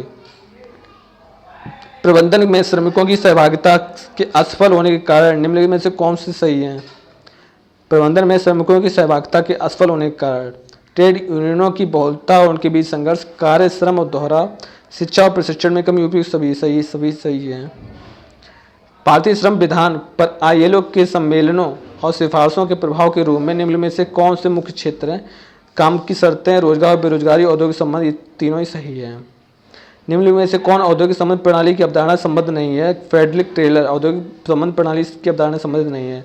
आर लेस्टर हैं, डनलप हैं और लेस्टर, ये दोनों ही एक ही आंसर है। फ्रेडरिक टेलर नहीं है। औद्योगिक संबंध निम्नलिखित में से किस क्षेत्र के सम्मिलित करते हैं? औद्योगिक संबंध निम्नलिखित में से किस क्षेत्र को सम्मिलित करते हैं? सामूहिक सौदेबाजी को, कानून को? नहीं, इसका सही आंसर उपयोग सभी सही है। श्रमिकों के बीच सामूहिक संबंधों को निरूपित करने के लिए प्रबंधन उपयोग करता है। श्रमिकों के बीच सामूहिक संबंधों को निरूपित करने के लिए प्रबंधन यानी मैनेजमेंट उपयोग करता है औद्योगिक संबंध को। कार्यकारी और न्यायिक मशीनरी के माध्यम से कानूनों के समझौते और औद्योगिक संबंध को प्रभावित करता है सरकार। कार्यकारी और न्यायिक मशीनरी के माध्यम से कानूनों के समझौते और औद्योगिक संबंध को प्रभावित करता है सरकार। एक से अधिक सत्तारूढ़ सिद्धांत के अस्तित्व में विश्वास है जो हितों के टकराव को जन्म देता है वह है, ठीक है, जो हितों के टकराव को जन्म देता है बहुलवादी। औद्योगिक संबंध के लक्षण सम्मिलित नहीं है। औद्योगिक संबंधों के लक्षण सम्मिलित नहीं है। औद्योगिक संबंध एक औद्योगिक उद्यम में रोजगार संबंध का परिणाम है या औद्योगिक संबंध एक दूसरे के साथ समायोजन और सहयोग के कौशलों और तरीकों को बढ़ावा देता है? ये नहीं, सम्मिलित नहीं, ये बात की गई, ये सभी सम्मिलित हैं। औद्योगिक संबंध सौहार्दपूर्ण संबंध बनाए रखने के लिए जटिल नियमों और कानून बनाते हैं, बिल्कुल सही, ये भी सही है। औद्योगिक संबंध प्रणाली अविश्वास और संघर्ष का वातावरण बनाती है, बिल्कुल भी गलत है। औद्योगिक संबंध विश्वास और वातावरण को अच्छा बनाती है, शांति का वातावरण बनाती है। कर्मकारों के हितों की रक्षा करना किसका मुख्य कार्य है? ट्रेड यूनियन का। कर्मकारों के हितों की रक्षा करना ट्रेड यूनियन का कार्य है। सामाजिक न्याय, सार्वभौमिक शांति और मानवीय गरिमा का प्रतीक है ILO, इंटरनेशनल लेबर ऑर्गेनाइजेशन। प्रबंधन और रोजगार संबंधों के परिणाम का हिस्सा है औद्योगिक संबंध। प्रबंधन और रोजगार के परिणामों का हिस्सा है औद्योगिक संबंध। श्रम न्यायालय में प्रस्तुत विवाद को निपटाने के लिए सरकार द्वारा नियुक्त व्यक्ति को कहते हैं पीठासीन अधिकारी। ट्रेड यूनियनों और अन्य श्रमिक संगठनों द्वारा अपनी मांगों को स्वीकार करने के लिए निम्न में से उपयोग किए जाने वाले एक शक्तिशाली यंत्र है हड़ताल। वे नियम और कानून जो श्रमिकों के रोजगार की शर्तों को नियंत्रित करते हैं बोलते हैं स्थायी आदेश। मॉडल शिकायत प्रक्रिया है, मॉडल कंप्लेंट प्रोसीड्यूर। भारत के में व्यापक रूप से किस सम्मेलन में स्वीकृत किया है? भारतीय श्रम सम्मेलन 1958। सरकार द्वारा नियुक्त तीसरे पक्ष के हस्तक्षेप के माध्यम से विवादों का अनिवार्य रूप से निर्धारित करने की प्रक्रिया है अधिनिर्णय। एक सामूहिक सौदेबाजी की प्रक्रिया विफल हो जाती है तो तीसरे पक्ष की भूमिका गतिरोध का खत्म करने के लिए होती है। उस प्रक्रिया को कहते हैं सुलह या मध्यस्थता या मीडिएटर। समितियां जिसमें नियोक्ता और कर्मचारी के प्रतिनिधि शामिल होते हैं संयुक्त परिषद और समितियां। एक निकाय जो केंद्र सरकार, ट्रेड यूनियन संघ और नियोक्ता संगठनों का प्रतिनिधित्व करने वाले सदस्यों से मिलकर बनाया होता है, बोलते हैं त्रिपक्षीय निकाय। केंद्र सरकार, ट्रेड यूनियन और नियोक्ता संगठन। भारत में प्रथम अंतर्राष्ट्रीय श्रम संगठन कार्यालय कब प्रारंभ हुआ था? तो 1928 में प्रारंभ हुआ था। कंपनी के कर्मचारियों के लिए अपेक्षित नैतिक व्यवहार का मानक कोड है अनुशासन का कोड। ये अनुशासन कोड कर्मचारियों के लिए अपेक्षित नैतिक व्यवहार का मानक कोड है, ठीक है। अगर आप ये वीडियो देख रहे हैं तो कृपया करके इसे सब्सक्राइब कर दें और शेयर करना बिल्कुल भी ना भूलें।